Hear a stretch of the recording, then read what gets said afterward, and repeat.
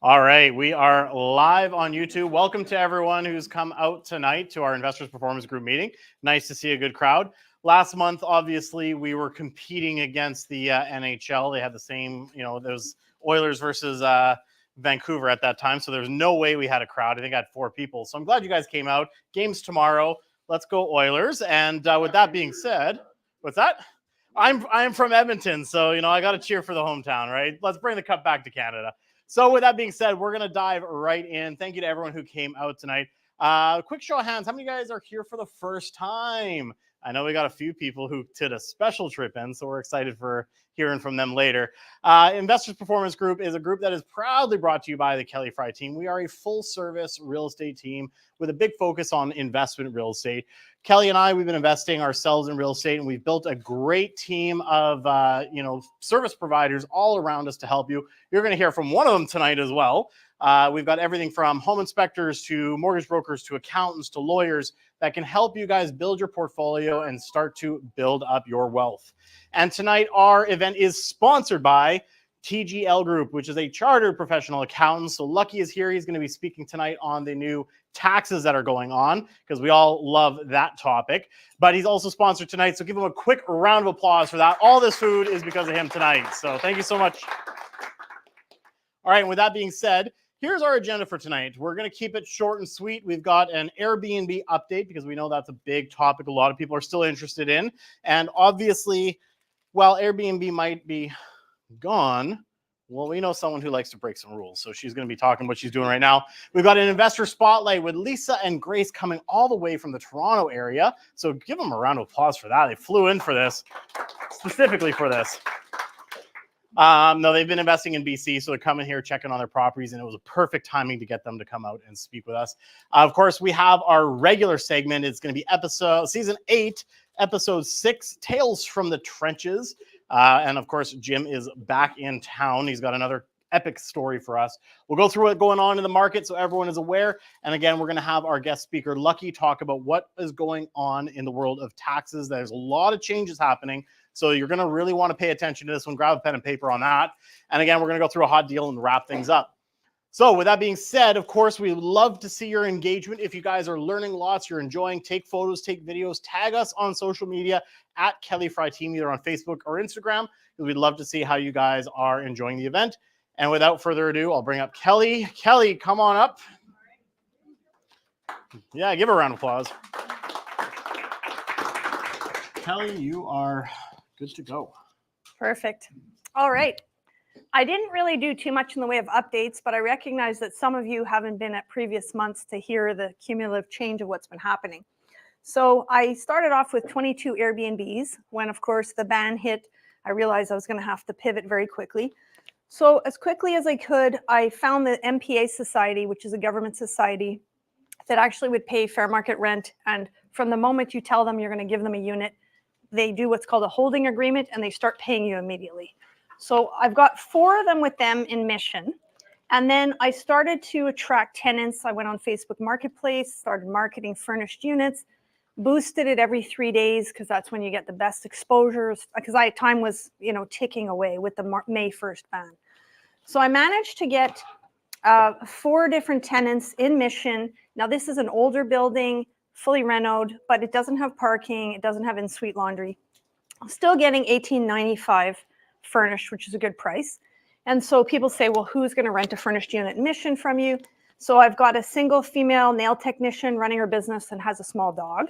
She moved from Montreal. She was simultaneously running in Montreal and then over to BC. And she did, I think, $10,000 in December in nails for women at Christmas time. So she felt comfortable making the transition. I had a single male iron worker who separated from his girlfriend and child. And he was the first iron worker in all my years as a landlord that actually had good credit. Now, these guys make about $10,000 a month, but they always have atrocious credit. However, I got this text, which you can see on the side just a few weeks ago. Hey, sorry for no notice, but I had to leave the keys in the microwave. I'm going to rehab and I'm not going to have a phone for 40 days. Got the place clean and everything today. If you want your damage deposit back, I understand. So that was a big disappointment because he was paying and everything was fine, but obviously he had some other demons. So I have that one back now. So it was successfully converted and now it's back on Airbnb. In Cloverdale, I got a family of 3 working professionals charging $24.50 for that 2-bedroom. Over in Maple Ridge, I managed to convert 2 out of 3. One is an 87-year-old gentleman that has 3 pensions, and he was in a co-op that burned down. So he was super happy to get the unit. And another woman from the same complex took another unit. But I'm still working at converting the ones that remain. The problem is that the Airbnb bookings kept coming in. And so then I had all these gaps and I had to make payments. So I just kept taking them. And then as people were shutting down Airbnbs, of course, there was greater and greater demand. So now I'm in a situation where I can't access them to even show them because they're all booked. And I can't really convert them till maybe August or September at this point. Now, fortunately, like on May 1st, we sort of thought they were going to start coming after us, finding us $3,000 a day. And only 2 jurisdictions Airbnb started messaging me that I needed a license. So Coquitlam and Chilliwack were the 2 that have, we've received emails, but none of the other jurisdictions. 2 days ago, I was in the office panicking. The city of Coquitlam was calling me. I said, oh my God, I can't answer this call. The city's calling me. And it turned out I had called them about a zoning question. I forgot. So I let it go to voicemail because I was too afraid to answer, but actually it was fine. They weren't after me yet. That one's in my house. And for those of you who aren't familiar, in Coquitlam, you're allowed to have an Airbnb, but it's not allowed to have a kitchen and it can't be more than 2 guests. But I have a 3-bedroom that regularly houses 6 to 8 people. So that's not going to work. I'll never get a license. Over in Aldergrove, I sold that townhouse and it did go firm. I could not carry this particular townhouse without Airbnb income. And in Chilliwack, I managed to convert one of the units to a young couple.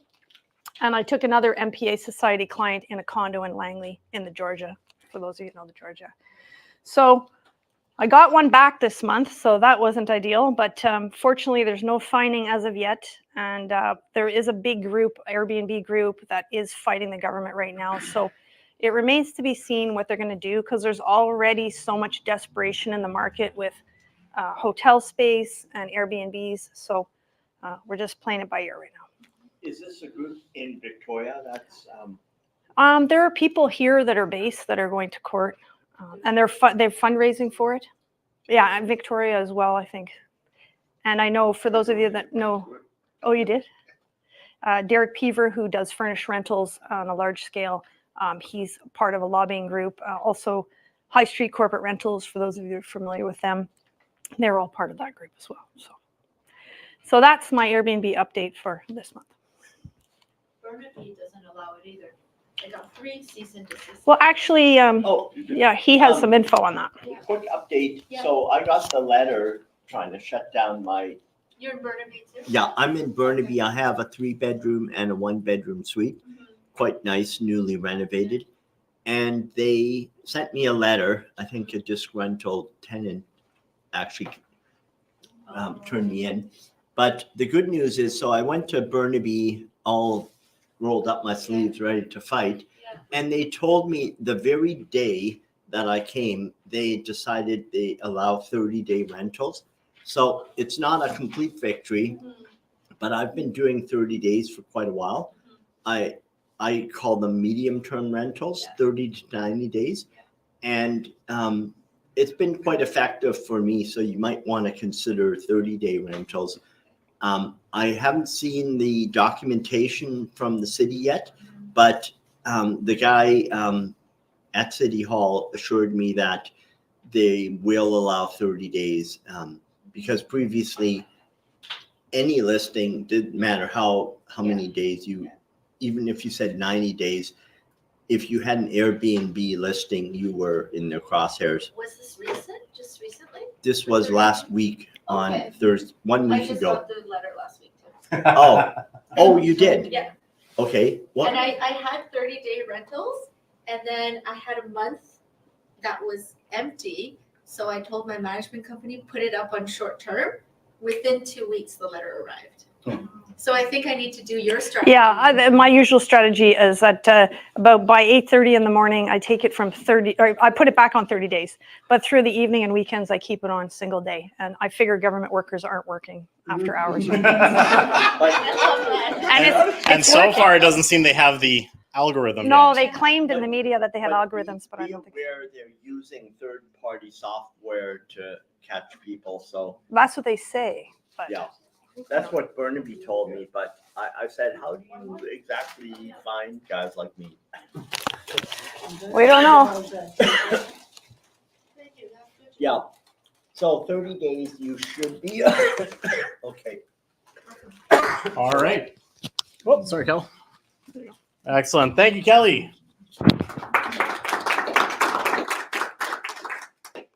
All right. Let's move things forward. We're going to go right into our investor spotlight. So I've got some chairs, and I'd like to invite Lisa and Grace up. Come on up. Have a seat. Give them a round of applause. Absolutely. All right. I'll come join you guys up here. So welcome all the way from the Toronto area, Caledon, right? That's right. Excellent. So obviously I sent some questions in advance. So we're going to bring those up. And we're going to go through those and kind of get to know you guys, your story, and how you guys got started. So first and foremost, what made you decide to start investing in real estate? Actually, I'm going to grab this here. So Lisa and I are actually neighbors. We walk it like 5 days a week, and every day we were walking, we just talk about everything under the sun. So one day we were walking and talking. And we thought, one of these days we need to start our own business. We need to do something together. Mm-hmm. We talked about all different types of things. And our children grew up together, sent them to university. And so we decided that we're going to do a weekend course at Keyspire. Right. And we decided that since Lisa's family, some of her family were into real estate, some of family in my side were into real estate, that this was something that we were going to engage in. Kind of made sense. Yes, yeah. And then obviously Keyspire, I mean, it's a similar story to a lot of people who've been in this room. So you go to that first Keyspire event, and then obviously what happens from there? You see Scott McGillivray, and next thing you know, you're signing up. And how does that process look? You get pumped, actually. Yeah. Okay. So what we ended up, we looked at it. It wasn't an inexpensive undertaking. Mm-hmm. So you needed to be committed. And the rationale that we used is we pay tuition to get our kids through university. This is our payback, really. Absolutely. Is what it came down to. And so we invested in that and haven't looked back since, really. Right? Excellent. So, yeah. Now, obviously, one of the questions I have is what method did you use to educate yourself? So obviously it's Keyspire. So with the Keyspire program, kind of for those who haven't been through, what does the program kind of entail? So once you've gone through, you've paid that tuition, what does that education look like?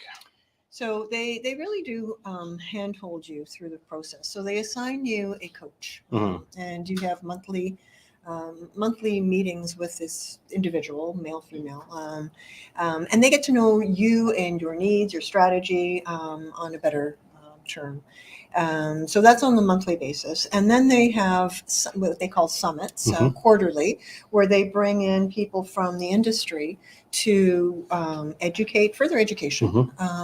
Then they provide opportunities that are off the market, not necessarily well known. And they start exposing you to different avenues, different asset classes. Right. That you can start getting involved in. Passive as well as active.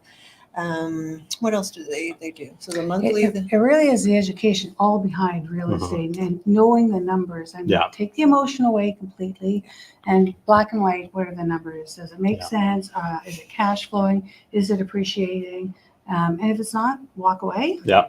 If it is, then it might be a good investment for you. For sure. So obviously, you go to the summit there, and did you end up investing while you were at the summit? This is my. It's a loaded question. I know the answer. We do, yes.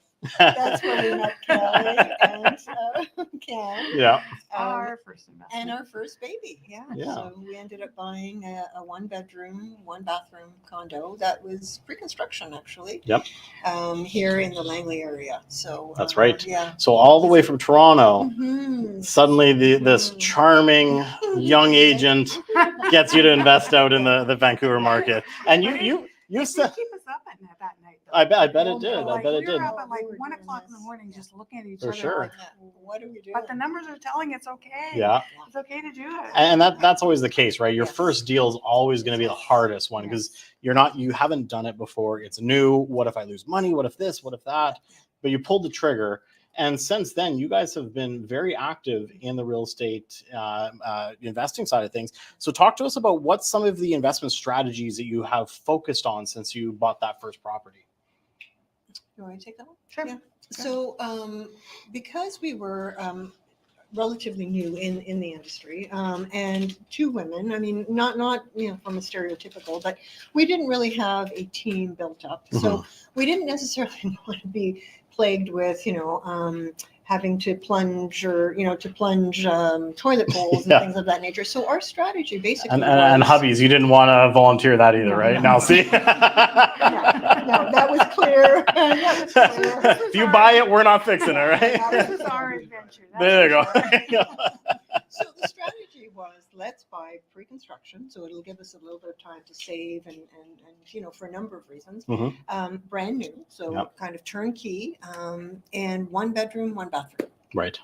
And the rationale behind that was, again, just getting some turnover so that you could increase your market rent on a regular basis. But it also gave us a chance to learn all about real estate and keep talking to people and Yes. build a team Yeah. and understand what we're doing and not have to worry about, the day-to-day issues and stuff because it's brand new. There's typically not a lot of issues. Yeah. But we can learn as we grow Right.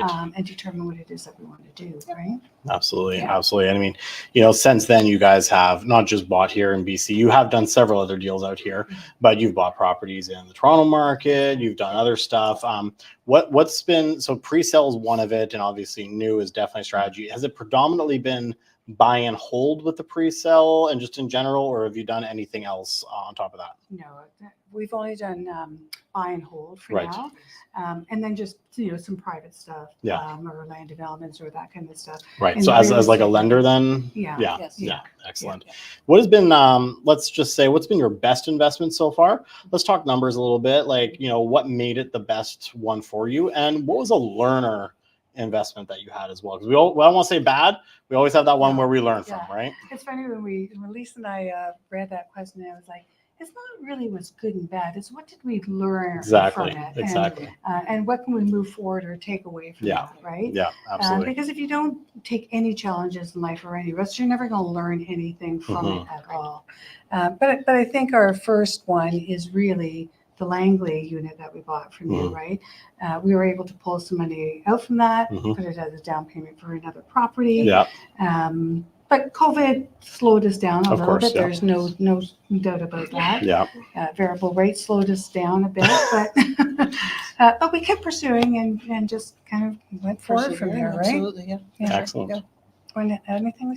It was, so again, best and worst. So so our first gem, really, we were able to refinance, as Grace had said, but we also ran into some issues with some of our tenants. I mean, Right. that was a real.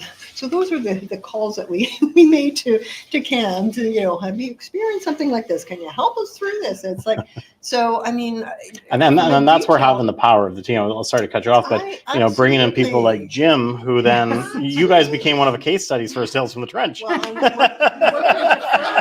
we're going to defer to Jim. I don't know what he's about to say. I'll let Jim handle that. Yeah, but it was, so one of our tenants actually passed away. I remember this. Yeah. So a young 27-year-old Yeah. Who was in arrears with payments, and we thought it was a hoax. He's sending us pictures of, we didn't know what he looked like. He's sending us pictures of himself in the hospital, and we thought, oh my gosh, this, he's really stretching it here. And then his ex-wife gives us a call, a complete stranger, to tell us that she's passed away, where's the unit? Could she get into? And I thought, oh my goodness, and then we had talked to Kelly, and apparently Kelly had a similar situation happen to her. So, we worked through that. Yeah. And then the same unit, and then we had, That's okay. and then the same unit, we ended up involving, the services of Jim, CTI and inspectors, because our tenant was being very naughty, doing some naughty things in our unit. So, I remember that. And had helped us tremendously in getting that eviction expedited. So thank you, Jim. Now, what do you think sets you guys apart, both as like partners, but just in general as investors out there? I think for me, anyway, when we first got into this, it was really generating generational wealth and having something to pass on to our children. But it actually ended up turning out to be that we actually spent time with our children, showing them what we've done and why we've done certain things. And they've actually gotten into the real estate market. Yeah. So we don't need to worry about the generational wealth. And we were actually fortunate enough to explain to them, what you can do, buy and hold, buy pre-construction, wait 5 years, and pay down slowly and that type of thing. And our kids were able to buy something and learn from us as well. So I think for me, just even passing on that knowledge and sharing it with other young university students and stuff was a real benefit. You became the catalyst for your family too. We did. You didn't have to worry about building it to leave it. You could teach them, and it just continues to grow from there, right? Yeah. Absolutely. Yeah. And it was that mentality of plentitude, right? I mean, we did it with our kids, but we also do it with other investors. I mean, we receive, great advice and knowledge, and we're doing the same with people that are either just coming in, or people that have been in situations or haven't been in situations that we've been in. So it really is just sharing that knowledge. Yeah, we were at a summit like this, and there was a mother sitting beside us, and there was a gal, her daughter sitting beside her, and the mother was telling us, "Can you talk to my daughter?" And so we did. We ended up spending about a half an hour, just talking to her and stuff. So it was, it's that's amazing. It's really something when you can take the knowledge you've gained and be able to inspire and help other people. I mean, that's one of my favorite things about groups like this. Is to be able to bring speakers like you to hopefully inspire the crowd and to do stuff. Now, obviously, we touched on it a little bit, but I want to kind of dive a little bit deeper.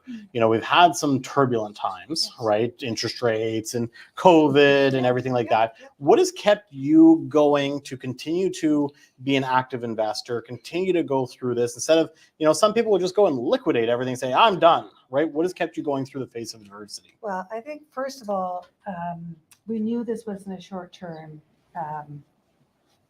role for us. It was long-term play. So what can we do? And with I'm going to call it any business that you start off with, there's turbulences, and it's riding through the waves and understanding that there's good times, bad times, but you've got to keep the emotions out of it and keep riding through it. And stay focused, right? I mean, if the numbers are really bad, obviously you need to take action, but you know that it hopefully can be short-lived, and then you keep moving forward, right? The other thing is we actually, as much as we've been friends and we share, a number of values and whatever, we've put in documents, joint venture agreements, business agreements to treat our relationship as a business. Absolutely. Right? Absolutely. Because going into this relationship, the business side of it, one of the things that we had said is we didn't want the friendship to suffer, right? And so by putting in these, guidelines that we both agree to sign off on, that's helped us to keep us, honest. And clear set of rules. Clear set right? of rules. And on every property that we have Everyone, too. absolutely. They could be different rules or whatever, but every property has the same thing. Right? Absolutely. Absolutely. No, it's very It's not smart. a blanket one. We were involved with another partner, the student rentals. So the student rentals was pretty much a cash cow. It was doing really, really well, and then COVID hit, and nobody was renting. So nobody was going to school nobody was anymore. going to stay home. So we That's carried exactly it it. for pretty much 18 months, 20 year months. and a half. Wow. Yeah. Yeah. And one of our third partner looked at us and said, I can't keep doing this. Mhm. So, and so it had come, so we carried it as far as to the renewal of the mortgage, and that was the joint venture agreement. Mhm. So at the renewal time, we will reassess whether we will keep it or sell it. Yeah. And, we were good to the word and retained that friendship, Mhm. it was strictly business. Yeah. We all Yeah. agreed Yeah. to it, and, we didn't lose any money, That's good. but we didn't Yeah. make a whole lot of money. Yeah. So that would be a, Whatever But that made. was probably, yeah. there it goes. I mean, that's a learner Yeah. one It too, was right? Because absolutely a learner. you learn that suddenly these different strategies, while they can be lucrative at sometimes, can also, you never know what's going to happen, right? So being Absolutely. flexible in those Yeah. times, Yeah. absolutely. Now, as I know you guys, you're still continuing to look for other deals, and you're very active. Mhm. What types of markets are you looking into now, and what kind of strategies are you looking into right now? Go ahead. So when you say markets, are you referring to Location-wise, areas? yeah, Location-wise, yeah. So And you're not going to hurt my feelings. Don't worry. no. So we so we actually looked at Edmonton at one point, but Mhm. decided not to do that. Just because we're hitting semi-retirement age, and although we love coming out here a lot, we might be looking more in our own backyard. Yep. But our own backyard is very expensive. Of course. So I think wherever numbers make sense is where it's going to drive us to in the end. Absolutely. It probably, as much as we want to say it's Toronto area, Toronto's very expensive. It's hard to cash flow in Yeah. Toronto, right? Yeah. So is it, North Bay or whatever? Do we want to go up there? I'm not sure. Yeah. Vancouver's been very good to us. So the Mhm. outskirts have been very, very good to us. Yeah. So yeah, wherever really, for me, it's wherever it really makes sense. Makes sense, is yeah. where we'll Absolutely. go, right? Based on the numbers. Yeah, And it based is, on the numbers. yeah. And it may not be condos anymore. It may be a duplex Mhm. or, a triplex Mhm. where, So Cameron, start looking. Mhm. Yeah. We've had these conversations. Yeah. Yeah. We don't have to do the condo fees for every condo anymore and that type of thing, right? Yeah. So all under one roof. So, Absolutely. yeah. Now, what advice would you give, since it's been a little over 6 years, 7 years now? Yeah, I can't believe it. Going back, what advice would you wish you had been given at the time that you could instill onto a new investor today? I don't know that we didn't have that information. For me, it was education. Mhm. Yeah. The education took the fear out of the investment, right? Because you're no longer dealing with your emotions. You actually have a fallback position. It makes sense on paper. I'm a numbers person. Grace is a numbers person. So if the numbers didn't make sense, and if we didn't get the ROI that we were looking at, we walked away from it. Yeah. It's because in the long run, it was the right thing to do. Yeah. Well, one thing I want to say too is just you guys are action takers, right? When you see a good deal, you're quick to take action. You look at the numbers, and so I want to tell a little story about one of the deals that you guys bought.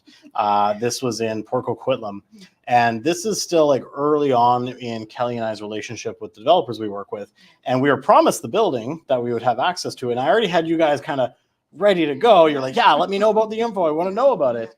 And suddenly we hear that there's a lineup of these buyers downstairs at the office and they're running sales. And we're like, well, hey, we were supposed to have that like a few days before.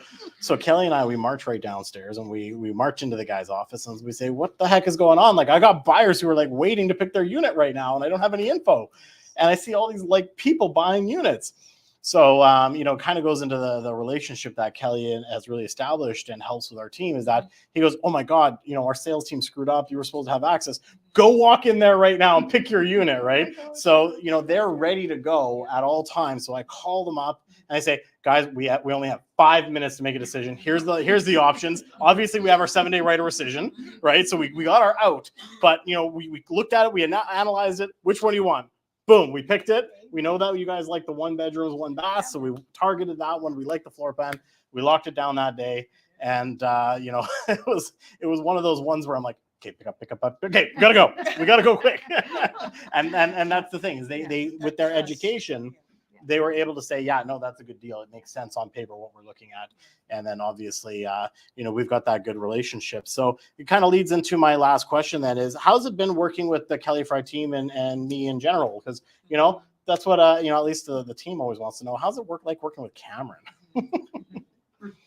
See, look at that. So I summarize it. Honestly, it couldn't be any better. I mean, majority of our units are here. You're very approachable. When we first came out to the summit, every question we've had, your team has always been able to help us, provide us, point us in the right direction. If you don't have the answer, you're find somebody that has the right answer for us. We can't speak highly enough of I appreciate that. you and Kelly and your team just helping us through it all, because really it's all about establishing your team, right? And we consider you part of our team, right? I mean, if you don't have the right team, then you're not going to go anywhere very fast at all. So yes, we do want to thank you. Appreciate that. Yeah, we definitely wouldn't have grown to where we are without you. Yeah. I mean, you are our backup bone in the BC market. So Now, thank you. and it kind of leads me into one more thing, because at the end of the day, being for lack of a better word, an absentee owner, you're not local, right? You're actually doing the management of these units yourself too. We are. So that boils Yeah. down into building that team as well. Yeah. Right. So talk to me a little bit, like, we'll kind of wrap up with that. How has that been kind of managing, and how do you manage that? How do you do that? We don't, but that's part of our team, right? So we only come out once a year. This happened to be the time that we were coming out, reached out to Cam and said, we're doing this. It's like great timing. Yeah, I need the spotlight. So initially we weren't property managing it at all. We had property managers manage our units. Realize it's dipping into some of your cash flow. There really isn't a lot of questions. And Lisa and I kept looking at each other and it wasn't an overnight decision either. I mean, for months does it make sense for us to be managing these units or not? Knowing that we had Cam and that you had our back as well, we knew that if we had certain questions, whatever, that we could reach out to you and provide us some guidelines or somewhere to go. So again, fear, we said, no, let's not do the fear thing. Let's not be afraid. Let's try it ourselves and see if it makes sense. And if it doesn't, we can always go back and get a property manager and take care of the unit for us. So then, let's say, you're in Toronto and it's not during your annual visit. You got a tenant turnover. How does that look like? So what we do, and I think that's part of our success story, is we hire tenant placement. We don't do that. So Deepak, our part of our partner group, has actually placed tenants for us. Right. All the vetting, all the showing. So that has been outsourced. Inspections. So Jim and his team have been doing our inspections now for almost a year. Because that's their bread and butter. They do it well. The interactions with the tenants we take care of. So we had a faucet in the kitchen go. It wasn't working. So again, through Deepak's team, we knew that we had our handyman. We called him up, ordered the unit from Home Depot. It was delivered, and the plumber was able to install it for us. So we've been building out our team, plumbers, property managers and things as we go along. And that's given us the confidence to do what we're doing. I mean, that helped you grow too. Like you really get to understand what's happening. Absolutely. Otherwise, you're sitting in the background going, okay, I'm not sure what's happening. But it really introduces you to a lot of things that are happening. When you're controlling your portfolio at the end of the day. Absolutely. And it just goes to show too, I mean, some people really have that hands-off approach, and a property manager is great for that. You guys like to be a little bit more hands-on, but you have a lot more of that control. But it takes the fear out of, and I think that's the problem, is a lot of people are scared to invest out of province. If you can show people that it's doable, you just have to set the right team in place to be able to do that. And once you have that, the fear is gone. You can start acquiring and just plug and play. And when you have to do something, it's amazing what's out there for you to access and look up and, ask the right questions or have your team together to help you out. So absolutely. Well, again, thank you so much for coming out. We appreciate it. We timed this well with your annual trip. It worked out well. And I said, it's not too often I get some of my out of province investors to come and speak to these. So this was amazing. So This is a great opportunity. So thank you so much, guys. Thank you. Absolutely. Give me a round of applause. Absolutely. Thanks again. Thank you so much. Thanks, Gary. You betcha. Thank you. And then I just want to do a plug as well, just for Lisa. You've also taken on something that's very new as well for you, right? The last couple of years. Yeah. So just quickly share about that, because I think it's super cool. It's not too often you can hear about someone doing what you're doing. Yeah, so I've become a children's author. So the age group between 8 and 10 years, 8 and 12. I pick a province, a historical event in the province, and write about a young family that's able to travel back in time and help whoever needs the help. So Right. Alberta was my first with the dinosaurs, Halifax explosion. And then I did Ontario with the slave routes, the Underground Railroad, and BC is currently being published. So Awesome. it's the building of the railway and how we didn't treat our Chinese immigrants very well. So Right. where can they buy one? I was going to say that. Thank you. Oh, sorry. No, hey, you read my mind. So how can they find these books? Did you bring anyone? So Amazon, Indigo, and some of the other Barnes and Nobles, they're carried. Excellent. Yeah, they're Awesome. central. Yeah. Now, round of applause for that, eh? Absolutely. Absolutely. Yeah, so welcome. That's awesome. All right.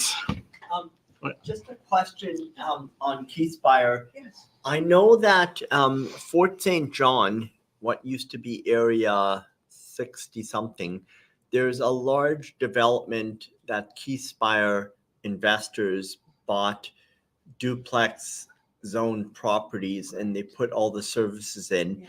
and it's standing empty. I'm also an investor up there.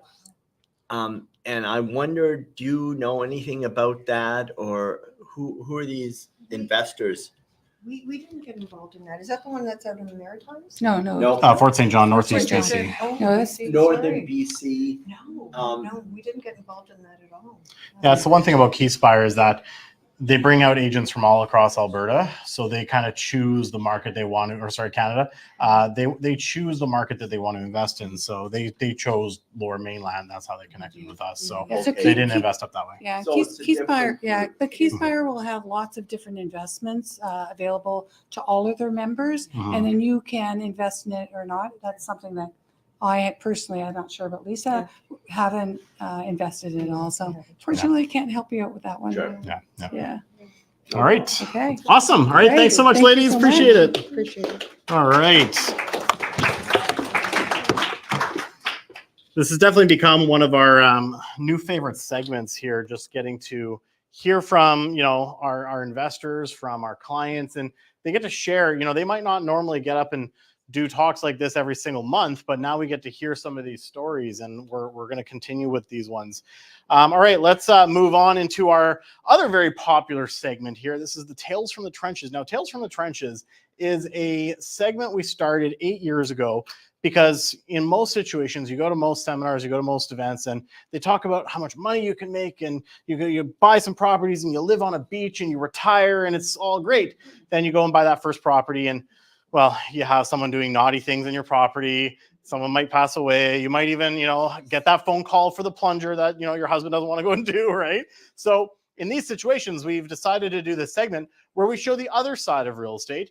And it's more from an education standpoint on one, how you can completely avoid it by learning from other people's mistakes, or two, if it's unavoidable, how can you deal with it in an efficient manner to mitigate any risks in your portfolio? And of course, we have a regular speaker who comes out quite regularly, Mr. Jim Garnett from Canadian Tenant Inspection Services.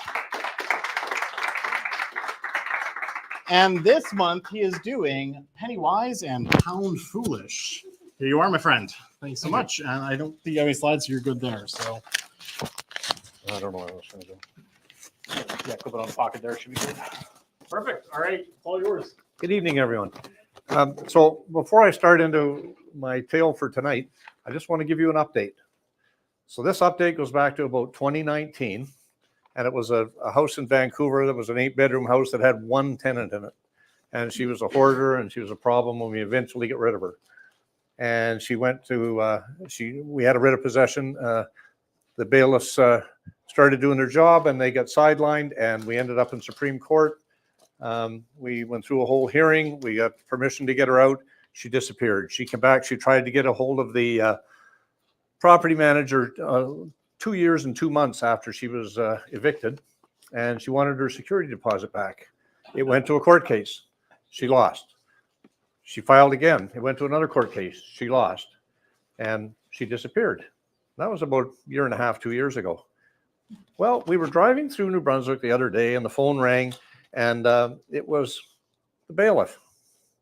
And the bailiff says, our favorite client has filed against us. I said, what could you possibly have done? Well, apparently we stole a bunch of her dresses and purses. And so she's taking us to the civil resolution tribunal, and she wants $5,000. So anyway, I'll update you on what happens with that down the road, but this has been going since 2019, and sometimes they just don't go away. So, so tonight's tale is about a rental house. A rental housing provider in South Surrey had a home on an acreage. It was bought as an investment, thinking that down the road somewhere, we're going to sell this off and we're going to make a buck on it. So they rented a house out to this lady who eventually brought her son in as the second person in the house. And then the tenant died. And so the property manager looked at it, and the son said, well, I'd like to stay living here. And so the property manager says, well, you've been here with your mother for a while. I guess that'd be okay. So they signed him up as the tenant. So over the next 3-4 years, a few things surfaced with this tenant. So I'm going to refer to my notes because there's a few things here. One was we went to do an inspection one day, and there's the house, and then there's a detached garage beside it. And out of the back of the garage was this big stovepipe that came out and went up. And I said, what's this? And the guy said, well, I decided to have a wood stove in the garage. So he said, I had to vent it somewhere, so I cut a hole in the wall of the garage and I put the pipe out through there. So, okay, so this went off to the property manager. Property manager sent a caution letter, said this has to be fixed. So the guy closed up the hole, took the pipe away, and that was it. So that should have been probably a little bit of a wake-up call. The next thing that happened was a sea can arrived on the property, like a big container, and it was down there for storage. And the property manager looked at it and said, well, I guess it's not a big deal. We'll kind of let that go. And it's a big property, and he needs the storage, so we'll make that work. So then the next thing that happened was we did an inspection, and there's, instead of one person, there's 4 people living in the house. And it's a 3-bedroom house. There's one guy sleeping in the living room. There's 2 girls in the other 2 bedrooms, and then our tenant has a bedroom. And that went to the property manager, and then the property manager went to the owner, and the owner said, well, you know, he's there by himself, it's an acreage, et cetera, and we can let that go a little bit. So you should be starting to see a little bit of a pattern develop here. And living in the sea can? no, but everybody was smoking in the house. And you walked in there, and by the time you walked out, you felt like you had a package of cigarettes, because it was just like everybody smoking in every room, and it was just brutal. The walls were starting to turn yellow, and things were starting to really look decrepit in there. And then one day, another inspection, a 5th wheel turned up in the driveway. And our hero was saying, well, you know what, I'm going to fix this up maybe and sell it. So that's fine. Another 3 months goes by. The property manager asked him about it, and he said, well, you know, this is what I'm doing. I'm going to, you know, fix it up and move it along. When we did the next inspection 3 months later, there was somebody living in the 5th wheel. So now we got 3 extra people in the house, and we got an extra person in the 5th wheel. And again, it goes back to the owner, and the owner was, well, you know, don't really want to push it too much with this guy. I mean, he's not been a problem. He's paying his rent on time. Well, I guess he would, because he had a lot of contributors. So that was it. So then we did another inspection, and the bedroom where the tenant was residing had an ensuite, and all of the walls in the bedroom had graffiti on them, and the bathroom had graffiti all over the walls. But he said, don't worry, because it's washable. It'll come off when I wash it. So Anyway, through this process, all of these things kept happening. Between the property manager and the owner, they couldn't seem to get to the point where they were going to take any affirmative action against this guy. And basically, when you have situations like this, minimum, you have to issue some sort of a caution letter. Get it on paper, get it registered so that, you know, it puts them on notice that, number one, this isn't acceptable, and here's what the remedy is and how long you have to create that remedy, make it happen. So that all went by the wayside. And earlier this year, the owner of the property decided, you know what, this is my speculation. I think they looked at it and thought, we're going to sell the property down the road here. We should establish it as our residence. We'd like to move into that house. So they issued this guy a notice and he's to move out. Well, he wasn't really happy about that. So the property manager handled the arbitration with RTB, and they got an order of possession, and then they called us and said, can you carry the ball the rest of the way on this? And we said, sure. So we served him with a copy of the notice of the order of possession, and he was really not happy about that. He was going to have to move. He only had 2 months to do it. And you know what? It would take him 2 months to form a thought. So to think about moving during that time was just insurmountable for him. So he was having a big problem with that. And so on May the 9th, we sent him a copy of the order of possession. And by the way, that was a 2-day order of possession and one of the last ones that we'll see. Now everything goes to 7 days. RTB has changed it. Orders of possession now are going to be 7-day orders of possessions. They're no longer going to be 2 days. So if you're thinking about emailing or emailing is going to be 3 days, registered mail is going to be 5 days. So you're going to be 12 days down the road from the time you serve the order of possession for the tenant to get out. So we had on the 14th, he was deemed served. So I gave him till the 16th to get out. And the 17th, we went to Supreme Court and we got a writ of possession. And we talked to the bailiff ahead of time and we said, look, we're a little concerned about this guy and what's happening with him and everything else, and we'd like to make this as quick as possible. The bailiff says, no problem. You get the writ on the 17th. We'll be there on the 18th. So that was great. We reached out to the property manager in the afternoon and we said, hey, we got the writ. The bailiffs are going in tomorrow morning. And that's when the owner put the brakes on and said, hang on a second here. What's the bailiff going to cost? We said, well, anybody's guess, it'll probably be at least $5,000. And that's what you're going to be looking at. But you know what? The important thing here at this point is to get this guy out. And we think he's going to be a problem. And, you know, you really should think about just moving forward and getting this done. Well, what if you guys kind of keep the heat on him a little bit and, you know, and keep encouraging him to get moving and everything else? And we said, well, we can do that, but really what you need to do here is get the bailiff in. And so the decision was made that we would keep the heat on him. So we said, okay, so we had one of our inspectors going by almost daily and talking to him. If he wasn't able to get there, he'd phone him. How's it going? Everything. He'd go by and he'd see the guys. Well, he's packing up a little bit here and he's packing up a little bit there, but he wasn't in a rush to go anywhere.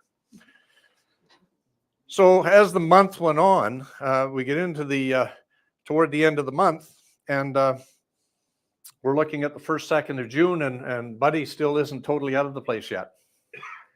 So we're really putting the heat on him now, trying to get him out of there. And on the 4th, we get a call saying, or a text message saying, I'm out, the place is yours, do whatever you want with it. So we said, okay. Now, by the way, I'm taking all of the fixtures off the door with me because I bought all those and I put them on there. So we said, well, great. So we're going to have a locksmith come anyway, so we might as well bring new locks and we'll do that. So the house was ours as of the 4th. We gave the new keys to the owner, and the owner didn't go in for a few days. They were going out of town or they were doing something else. They were tied up. And we get a call from them on the 14th. They said, well, all of the appliances have been damaged. Like there's quite a bit of damage done to all the appliances. They're basically toast at this point. And all of the plumbing has gone out of the house. Everything. He stripped all the plumbing out. And he left the sea can behind. Okay, well, you're going to have fun getting rid of the sea can because this guy couldn't find anybody to move it. You can basically, where it is on the property, you have to go get a crane, bring the crane in to take it out of there. So it's going to be a problem. So this landlord, and it falls in two places. That between the landlord and the property manager, they had to make the decision somewhere along the way to do something to correct this guy long before we ever got to this point.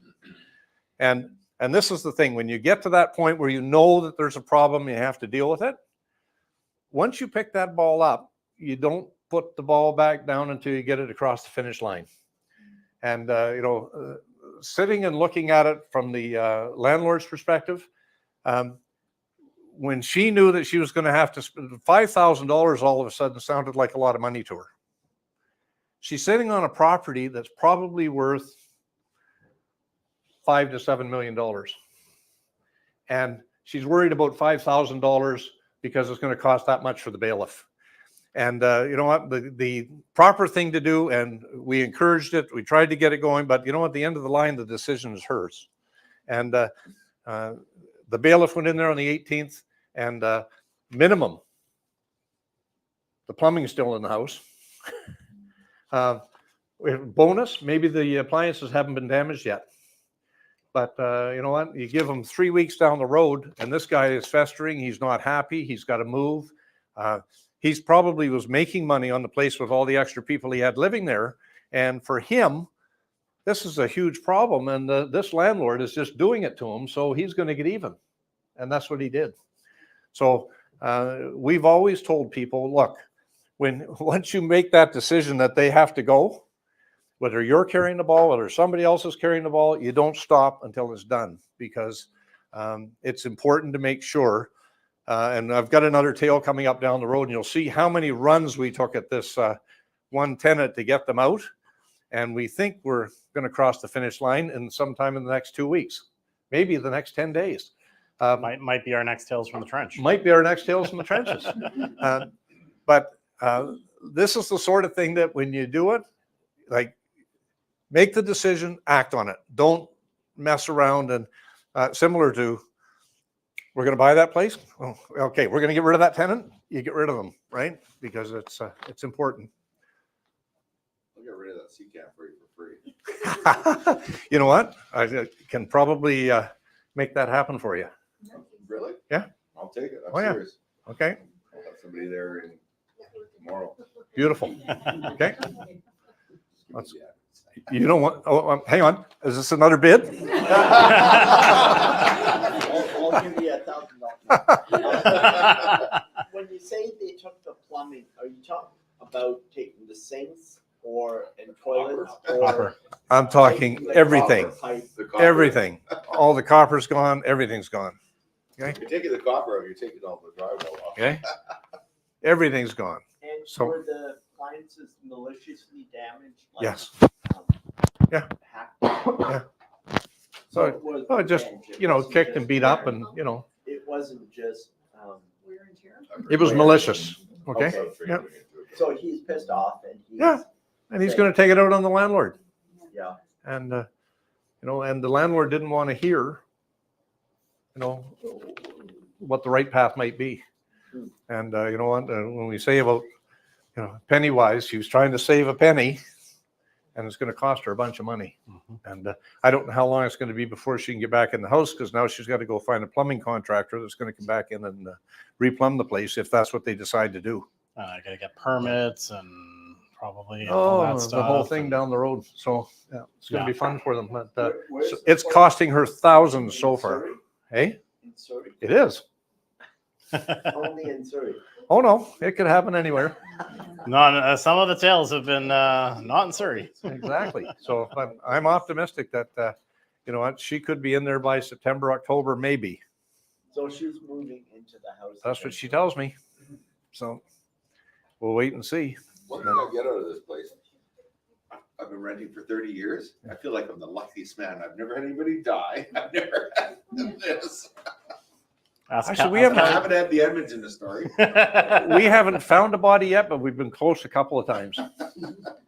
just call Kelly when you have that situation. And somebody didn't want to pay rent. He almost died. That's another story. That's a story. I can't tell. There you go. There you go. I don't know. Does anybody have any questions on this? It's pretty straightforward. It's not rocket science, but it can be for some people. And that's the thing. You have to be very careful about what you're doing. And you know, when you make an investment in real estate, it's a big investment. Yeah. And I don't care what the investment is these days. They're all big investments. And so it's just so important to look after that and protect it. And you know, that means you know, doing certain things that you might not be comfortable doing, you still have to do them anyway. Absolutely. So a question about vetting tenants. Is this something that could have been caught if the property manager or landlady had done a better reference check? Like, Yeah, I think they took the easy route out. They thought, we already got this guy, he's already here. You know, their mother was paying her rent, maybe he'll pay his rent and we're going to be good going forward here. And he did pay his rent. It's just everything else he did along the way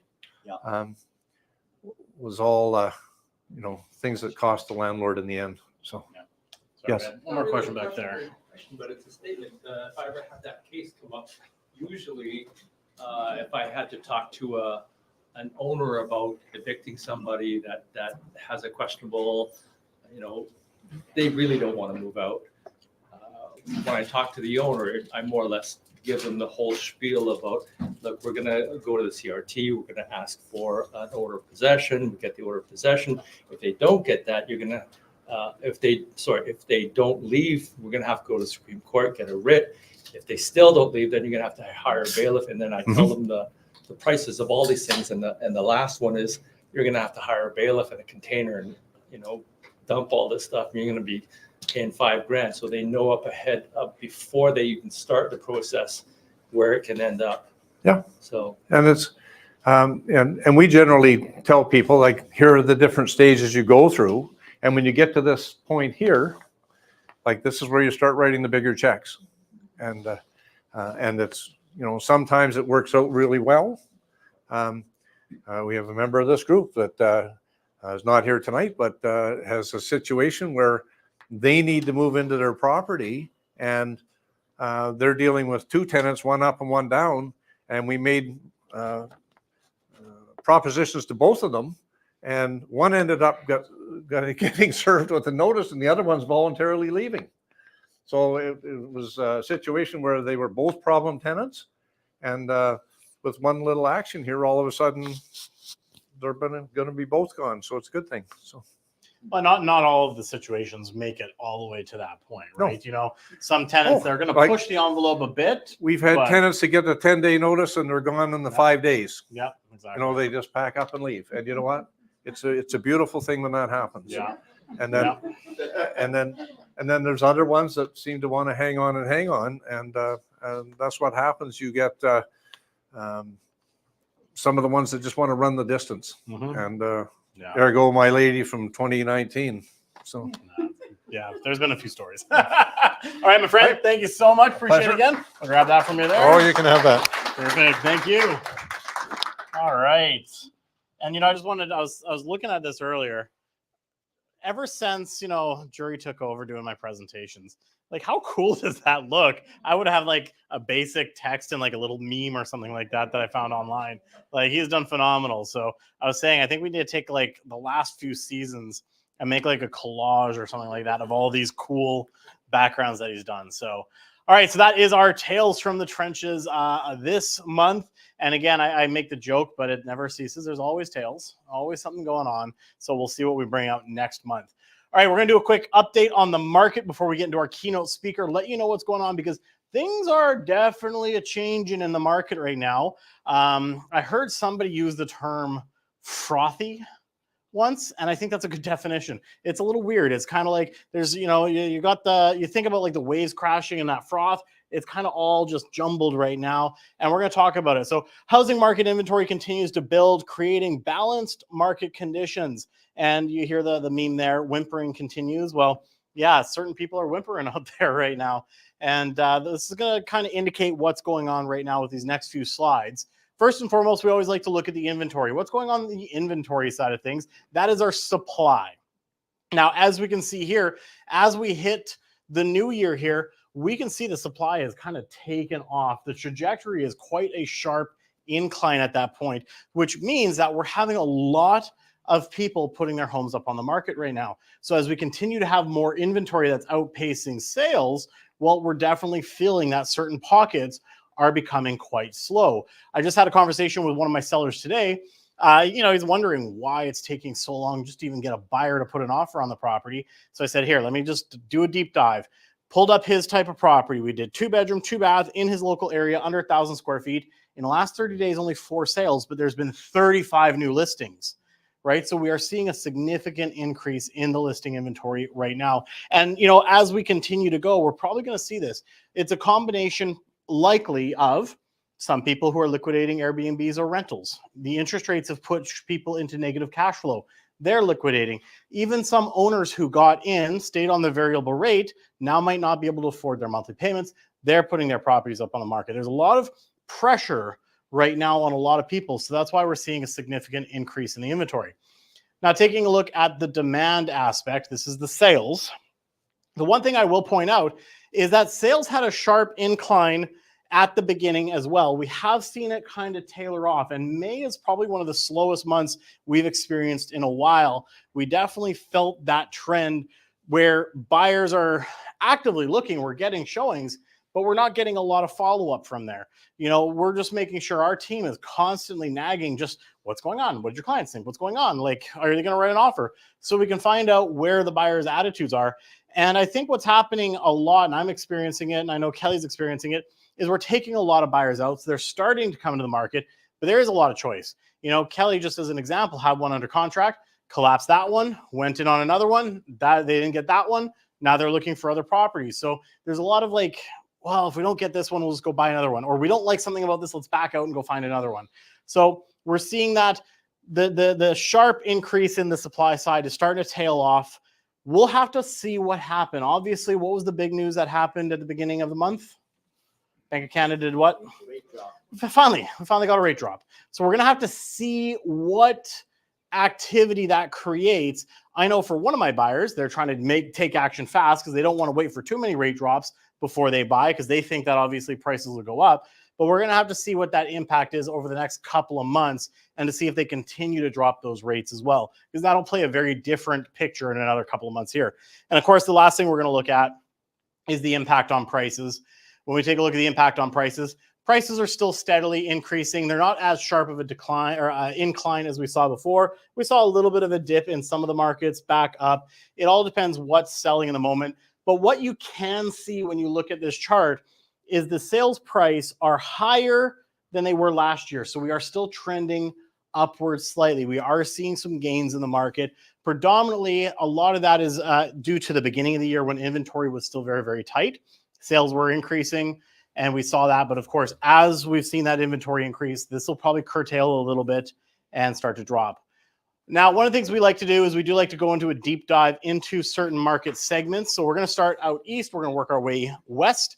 We'll start in the Chilliwack market. And again, you can see that impact that we had at the beginning of the year has pushed the values up in the Chilliwack market back over $1 million average. Now, it's crazy to think that Chilliwack's average is $1 million, but it is. But a couple key things you want to look at with this chart as well. We have seen an increase in listings, and we are seeing days on market going up as well. So that's an indicator that's taking longer for things to sell. And a lot of buyers, a lot of sellers put their property up on the market, and 3 days later, they're expecting an offer. Well, we're having to look at what the average days on market are to give us an indicator on what we can expect. Now, in the attached market, townhouses are actually down a little bit, average of just over 521,000, but they're down 13.1%. And we're seeing 49% increase in the listing inventory. Their days on market are down, still affordable at 500,000. And condos are up slightly, just under 10%. Listing inventory is up 34.8%. Days on market are down in those categories. So again, that's where it's frothy. Some markets still have some activity. Abbotsford up slightly, average just under 1.3 million, but listings are up almost 25% right now. Days on market are increasing. Townhouses, 728. Big jump on the listings there of 43.5%. And condos, huge increase in the condo market. 60% over last year. We've had a significant increase there. Days on market down slightly, but again, still holding firm with an increase over the last year. Mission market. Mission's always an interesting one. I talk about it often. There's not a ton of attached properties, but that's improving. This was very much a detached market for the longest time. And we can see here, not too much of a change, 0.5% in the detached, for almost 15% increase. Days on market over 40 days now. So it's taken a while to sell a detached home. Townhouses stayed pretty stable. Again, they've seen a decent increase, but again, Mission doesn't have a lot of attached, only 29 listings and 39. But I remember 2 years ago when I was talking about the Mission market, it wouldn't be uncommon to see 5 condos on the market, maybe 10 townhouses. So we're seeing the densification happening in the Mission market. We know a few developers out that way too, bringing in some condos. So we're going to start to see that continue to change. But again, it's that missing middle. It's such a heavy detached market, and the average price is over $1 million. They need more densification. So I think there's some opportunities still in the condo markets out there. Langley is definitely an interesting market. We are seeing that certain market segments are moving. Condos under 600 are definitely moving. We've got a few on the market. Detached is down 7%. Inventory is up 26%. Days on market's increasing. Townhouses slightly down. Condos relatively stable. Again, we are seeing the condo market still moving quite a bit, although inventory has increased 57%. Now, Langley is one of those markets where especially in the attached market, condos and townhouses, the inventory does fluctuate quite a bit because there's a lot of development happening, a lot of pre-construction. So what happens is you get a new project that launches, and a lot of people buy into them. 6 months later, they flood the market with assignments. Well, those do show up as listings. Well, they can't sell those listings. Then the developer either restricts the assignments or they close on the building. You see a whole whack of them come down. So suddenly we're like, huge drop in inventory. But then a bunch of them come back onto the market afterwards because they still want to sell. So those do fluctuate quite a bit, but we have seen there's still some regular activity in the Langley market. Maple Ridge, down 1.1%, increase across the board, significant increase.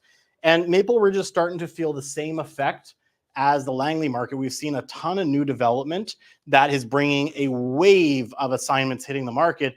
And we've got quite a few on the market, and a lot of them are sitting. We are starting to see, though, a little bit of activity, but they have to be well priced. Like you have to have them, like you got some of these people putting their pie in the sky because they want to earn a profit. Well, you're probably not going to make a profit. You got to be prepared to close. Those people who either bought into the projects very, very early or are willing to walk away from their deposits or profit, those are the ones that are selling because they're pricing them low. So they do move if they're at the right price. But it's very, like, I'm talking, we see 1-bedroom and dens selling at $450. A lot of them are listing at $480. None of those $480s are moving. $450s are moving right now. Surrey took a bit of a hit in the detached market. They're under 1.5 now at a 12.1% decrease. Big jump in listings, as I said, across the board. Still pretty quick to sell, though, in the average days on market. Condos are down a bit and townhouses flat. And then we moved to the Vancouver market. So a lot of that was out towards the valley. That's where a lot of our investors focus because that's where cash flow is and everything like that. We do like to compare the Vancouver market. It's a more expensive market. While it is impacted by situations like interest rates, it's not as heavily, we noticed, throughout the rise of the interest rates due to the price.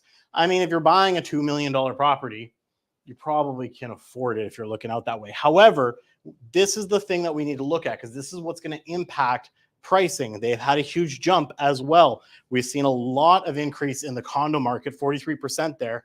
So while they're still growing, it's really stabilized. It's not growing as fast as it was before through COVID. So the Vancouver market continues to be just, I would say the area where if you can afford it, you're going to go. You're not going to worry about interest rates, but you're going to have a lot more choice going into the market very soon, which when you have choice for buyers, that's when we start to see prices come down a bit. So it's definitely something we want to pay attention to. This is the first time we've talked about this in several months, because before we saw inventory increase, but sales were going crazy too. So we saw that it was keeping pace.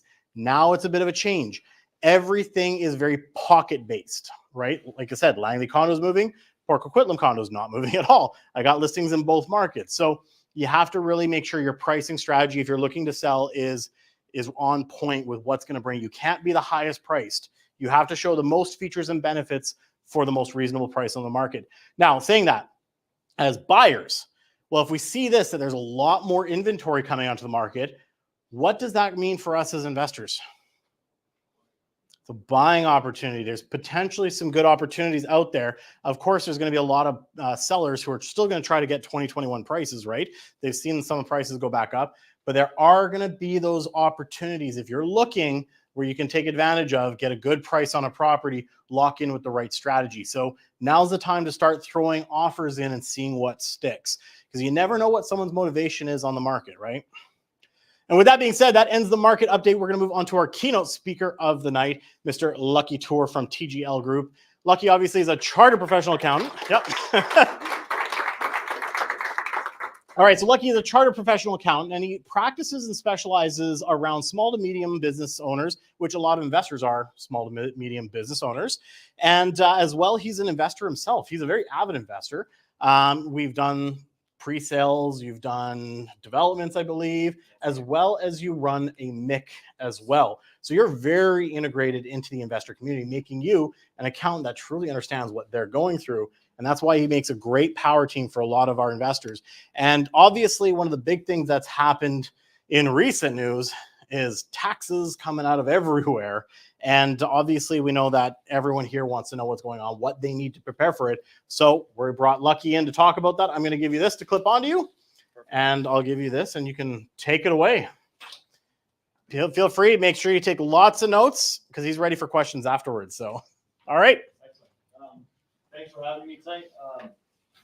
I usually, try and make an effort to come out, once a year or so to the IPG meetings.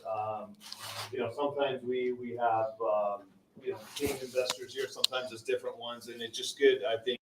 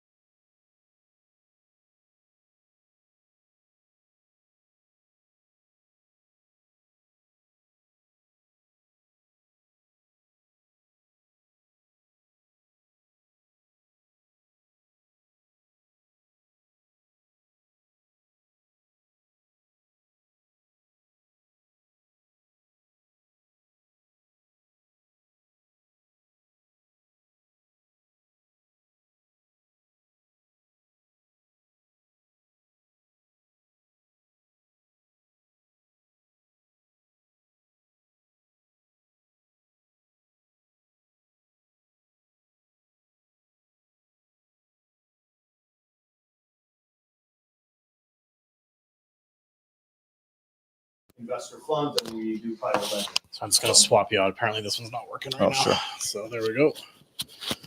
Thank you.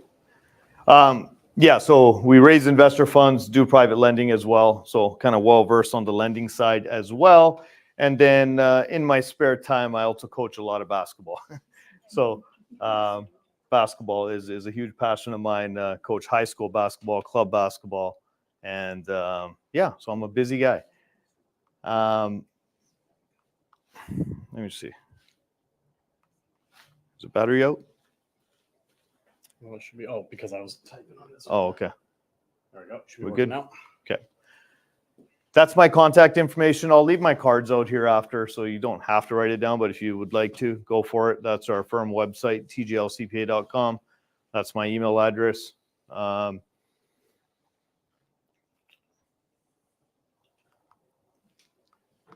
So the three main topics that I'm going to address today, and we can kind of stop at each one and address questions. And the first one's probably the largest one.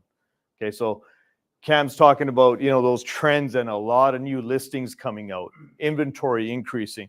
Well, some of that might have had to do with the rate drop, but some of it might have had to do with this issue right here too. Okay, so capital gains changes, as many of you know, in the 2024 federal budget memo that came out earlier in the year, government decided that they're going to change the capital gains inclusion rate from 50% to 66.67, so to 2/3 inclusion rate. This rate has kind of been intact for a while. Those of you that have been investing for a long time, we went through a 75% inclusion rate during a time frame. 94, it had kind of changed to this. We used to be at 50 prior to that, so it's not the first time the government's made a change to inclusion rates, but it's been a while, a long time for most of us who have been investing. We may not have experienced this in our working lives or investing lives. Okay, that date now is a key one. So June 25th is the date that this inclusion rate is going to change. So just so everybody's clear, inclusion rate simply means the percentage of your profits from the sale of long-term real estate holdings that is now taxable. So previously 50% of your profit was taxable, 50% was tax-free. So now more of your profit is taxable, less is tax-free. And that's applicable for individuals and corporations. I'll get into the different thresholds as we move along, because there are some differences there. The tricky part to this is the government, they've been annoying us accountants like crazy for the last 2 years or so, right? So with new legislation that comes in, they announce things, they announce them publicly, but then they don't really give you the background details, the nuances of how that tax legislation is going to be implemented. And it's kind of on an as-you-go basis. They keep changing it on you. And so we keep having to learn new legislation, implement it, come up with a strategy, and things change on you. Right. And so you guys saw that with the UHT, underused housing tax. Some of you might have had to file those returns only to find out that, you only had to do it for the 1 year and then not the next year. Multiple deadline changes along the way. The most frustrating one this year was T3s, trust returns. So if anybody held property through any sort of a trust relationship, that required you to possibly do a T3, a trust return filing. Many people in this room possibly may have done one or know others who have, only for them on the final business day before the deadline to pull it and say, we no longer require this. So for months, accountants had been working on this. Clients had been, working on getting their information to us. We filed a bunch. We filed close to 1,000 trust returns in our office because I deal specifically with real estate investors. You can only imagine how frustrating that is, one for us, but even more so for our clients, because we filed about 1,000 of these returns and they didn't need to be filed. Our clients paid us for this service that wasn't required. And in some cases, we were still in a position where we had to collect the funds from our clients. So we got accounts receivable sitting on our books, and now we're having those conversations with clients. Well, are you really going to bill me full value for something I didn't need? It's not our fault, right? We're trying to do your work and make sure you're compliant so that you're not getting hit with the administrative penalties. But you can only imagine the frustration. And I obviously, felt that frustration for clients. And we had a lot of work in progress at the same time. Files are almost ready to be done, 80% there, 90% there, and the plug gets pulled on you. So my point is, I don't want to talk about T3s, but my point is, we don't know how they're actually going to implement this and what changes there are going to be along the way. We've been given this date of June 25th. This is still not legislation as of yet. Okay, it's supposedly supposed to become legislation as of July or early August at their next meeting or two, but it's going to be done retroactively. So they've thrown this date out that it will be effective as of that date. Okay, and just so we're all clear, because we got investors from different areas, this is applicable to all capital gains, not just real estate transactions. So those of you that are sitting on, non-registered account investment portfolios, stocks, mutual funds, things of that nature. It's all applicable to that as well. Is that include estates as well? Yes, it does. Yeah. So here's, the changes we talked about, 50% to 66.67%. Okay, it's applicable to the first dollar of those gains for corporations and trusts. As I mentioned, there's different thresholds for different scenarios. The rate change is only applicable to individuals if the net capital gains exceed $250,000 in a taxation year. So what they've said for the time being, and I think it's part of their transition plan, is if you own a property personally or have any sort of capital gains, we'll still tax you at 50%, okay, inclusion rate, up to $250,000 of net capital gains. And then any increase thereafter or any capital gains you have thereafter would be at that 66% inclusion rate. Okay, so they're giving you a little bit of a threshold area to play with on that. That is also extended to graduated rate estates, and what that usually means is in the first year or two post-death, if there's estate returns and there's capital gains there can be some graduated rate estates that it applies to. The $250,000 is not in aggregate, and what I mean by that is you can't carry it forward. Okay, it's just a per year calculation, and it's a total capital gain calculation, not a per transaction or per property or per investment. It's just 250 as a whole, that up to that amount, it's only 50 per year, that it's only at 50% inclusion rate. And we don't know how long they're going to keep that in place, right? It could just be the transition phase. Maybe they keep it for a year, maybe a couple of years, who knows? Because it seems like these things constantly change. I don't want to make this presentation political, but those of you that have probably seen some opposition out there to this, conservatives have actually come out and are now starting to take a stance to some extent, not fully, to say they may not agree with all of this. So there is a possibility, I think we're up for a federal election next year, there's a possibility that if conservatives come into power, that they may actually revoke this. And we don't know yet if they're going to make that part of their election platform. So there is a possibility we do all this work, all this planning, everything goes into what's about to happen right now, and then a year or two later, it actually not be in legislation. You go back the other way. Who knows, right? That's the uncertainty that we don't know what's going to happen right now.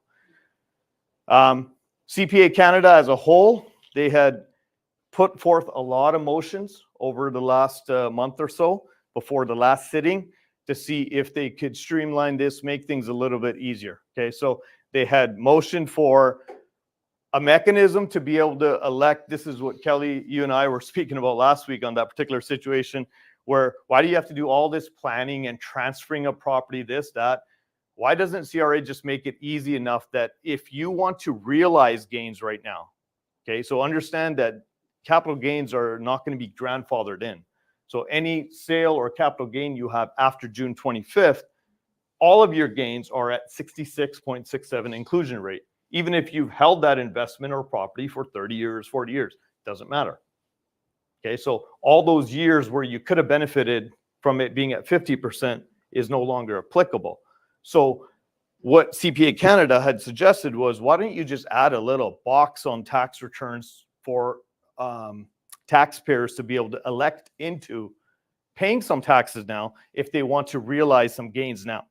So if you've had some accrued gains for a bunch of years, I elect to pay taxes at this level right now, even though I'm not selling my investment or my property, because I want to take advantage of a 50% inclusion rate and not be taxed at a higher inclusion rate later.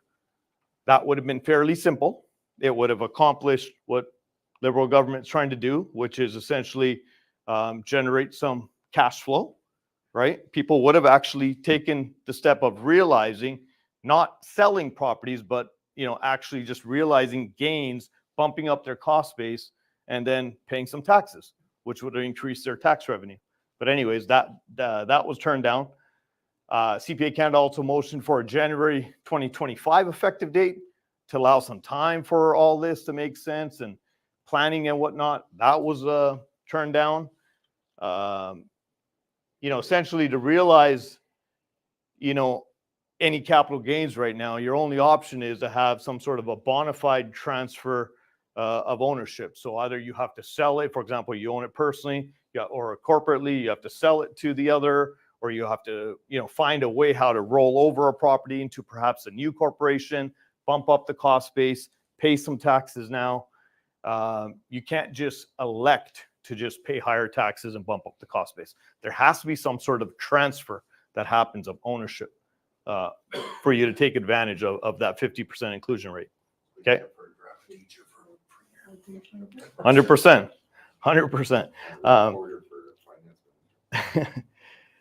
Now, with a bona fide transfer of ownership, you know, there are some things you have to be aware of, right? There's other costs that are associated. So when you're doing your, I know we only have a matter of days here, but if anybody is considering, you know, transferring a property from one name to another or whatnot, you just have to be aware of the other costs associated and see if that makes sense. One of them being PTT, property transfer tax. We have that here in BC.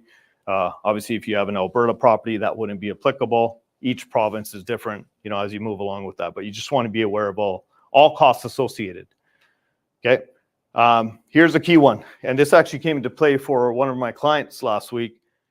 They transferred all their property that they had corporately. Okay.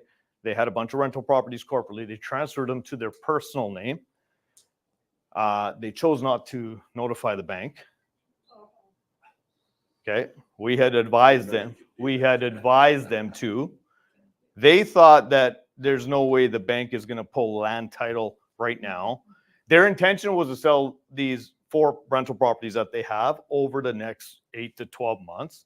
And so they were under the impression there's no way they'll be notified of a change in ownership.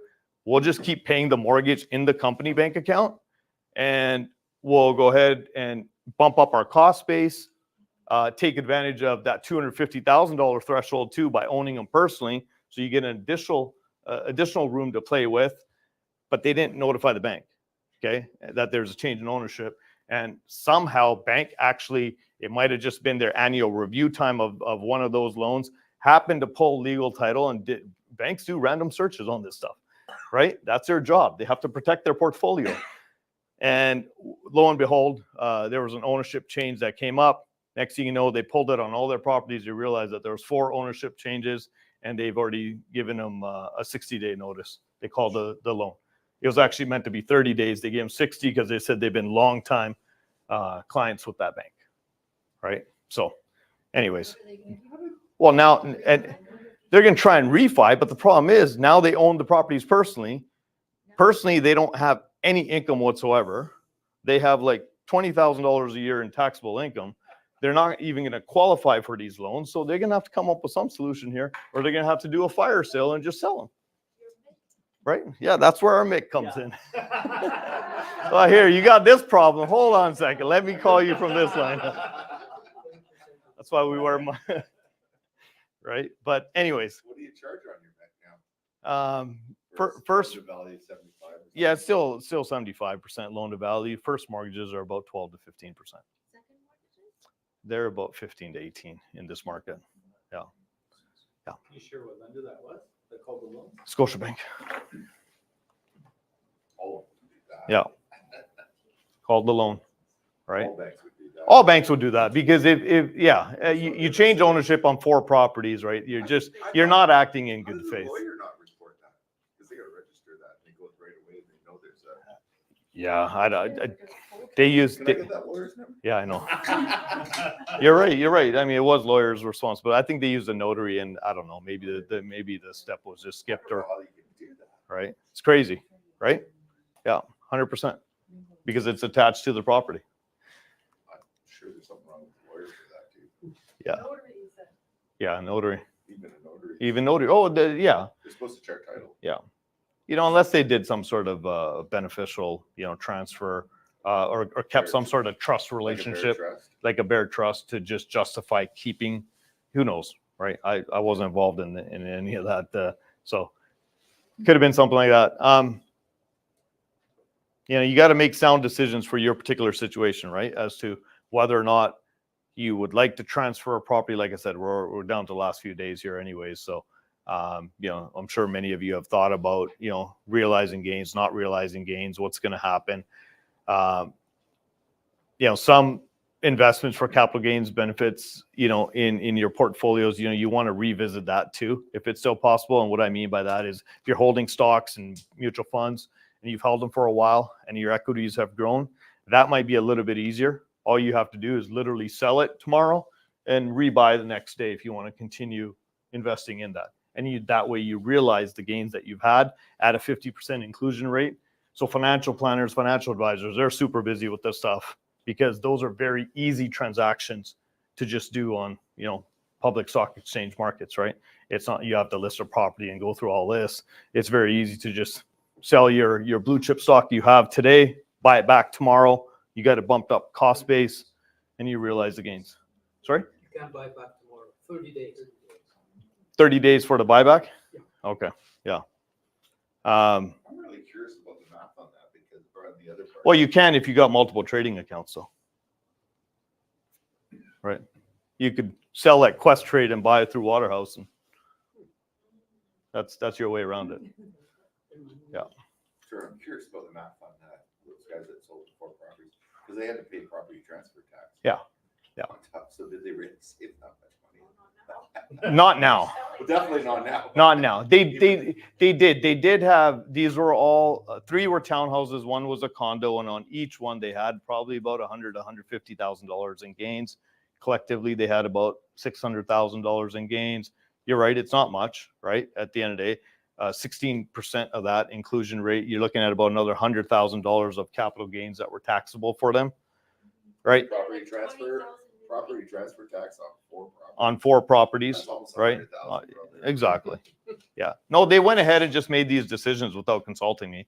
They had just called me to ask me for what the rules are, and just without even involving me in the decision and maybe running some numbers to tell them if it's worthwhile or not, they just went ahead and did this. Well, this is what my notary recommended I do. All right. That's a great story. Yeah.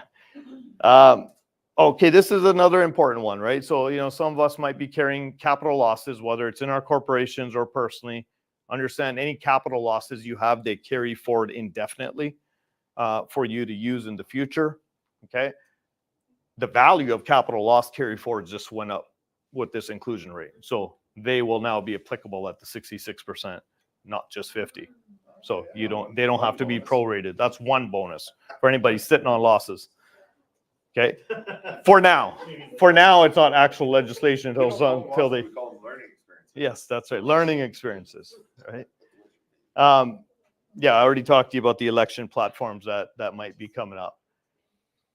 Capital gains reserve. This is another big one. I was actually just dealing with this today with a client, who had sold a property, was taking a reserve on their capital gains. They had a $10 million gain, and they were going to take $2 million as a reserve for each year. So they were going to spread their capital gains out over a period of 5 years, $2 million per year. And that's what they were going to do in that situation. But now all of a sudden, with the size of the gain they have, it actually makes more sense for them to realize it now up front, as long as they have the cash flow to pay it. That's the trade-off, right? Do you want to spread the tax payment out over time, and is that worth more to you? Or do you want to save the actual dollar value of taxes you're paying?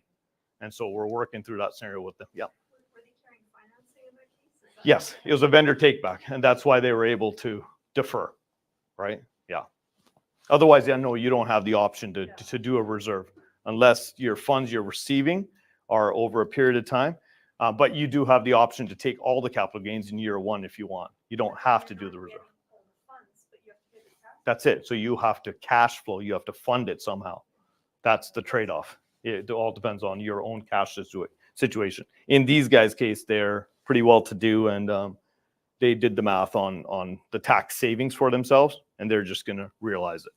But they're a corporation, so they're a March 31st year end. They're going to realize it April 1st, into the next fiscal year. So they buy themselves 1 more year to have to pay the tax, but they still save a significant amount of taxes by doing it that way. Okay. There's no other transitional relief available at this time.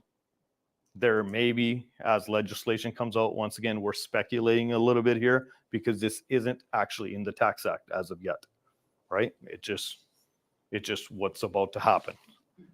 And we have to plan around that. Okay. Obviously, I talked to you about all this already. So CRA uncertainty over the last couple of years, they've introduced legislation, they pulled it, they've changed it, they've deferred it, they've changed deadlines. We don't know what the rollout of this is going to look like. You know, we have this date in mind. Are they going to change that date? Are they going to change how it's applied to individuals? Are they going to give you an option to just elect in? We don't know that yet. So we just got to kind of stay up to date with it. Well, you know, and I'm sure things will be changing and moving over the next few months. Why is CRA doing this? People keep asking, you know, with UHT. Well, UHT and trust returns, honestly, that was just an information grab. That's all it was. They wanted to increase their database of who owns what out there, what properties are owned, which ones are beneficially owned, the ones that don't hit sometimes land title office, right? Unless there's, you know, those beneficial interest forms filled out. So at the end of the day, that was just an information grab. Why are they doing the capital gains one? Well, they're in a deficit. It's a cash grab, right? And they're hoping a bunch of people will sell property, hence maybe some of those listings going up in the last month or two. Or people will just do some sort of transfers, right? Like I had said, and realize some gains so that they have this influx of tax revenue come in from accrued gains from over a bunch of years where there's been no tax paid as of yet, right? So that's all. They're just, they had the COVID relief programs, they had other tax benefit programs. As you know, they're in the hole right now. And they're just trying to way to make their books balance. And this is one thing that they came up with, and I'm sure it's not the last, right?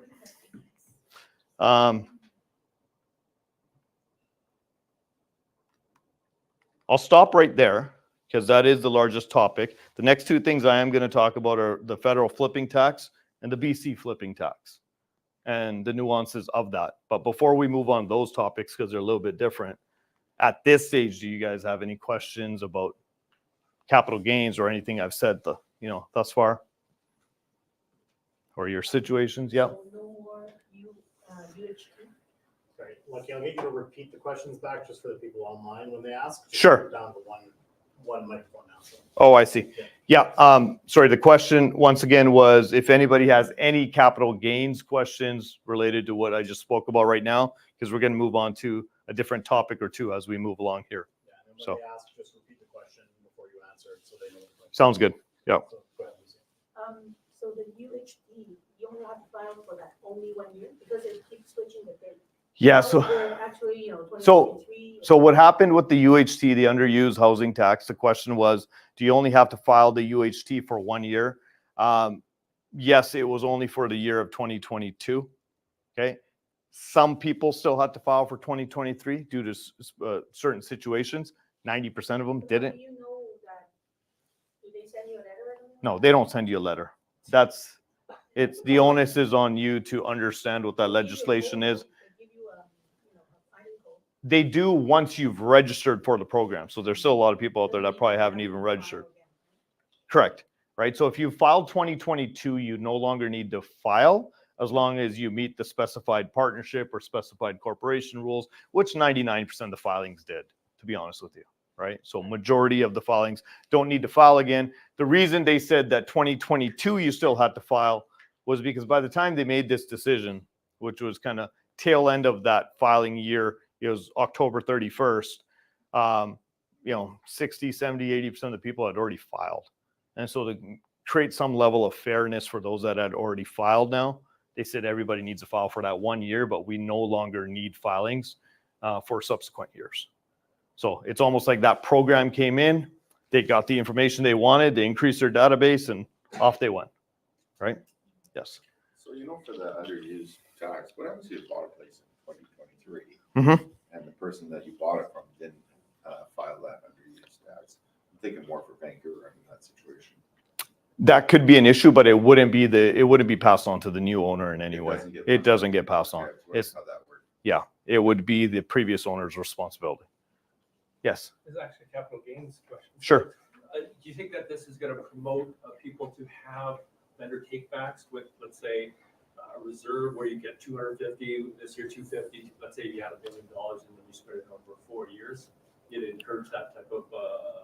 That's a great question. So the question, once again, for those online is, is this going to encourage capital gains reserve planning and possibly vendor takebacks to spread out gains over a period of time to take advantage of the $250,000 threshold? The answer is yes, right? That is going to be a planning technique for some, because it's not going to be something that is beneficial for everybody. Majority of people, when they sell a property, they need the funds right then and there. They want to pay off their existing mortgage. They want to take the profits, maybe do something else with it. But some people who might be in a different situation where they don't necessarily need the proceeds right away are willing to spread it out over time, do a vendor take back, possibly reduce their taxes right over a period of time by doubling up on that that threshold. Yes. So as a secondary question, you can actually change your capital gains by doing that from 50% inclusion to essentially zero if you spread it out over 4 years.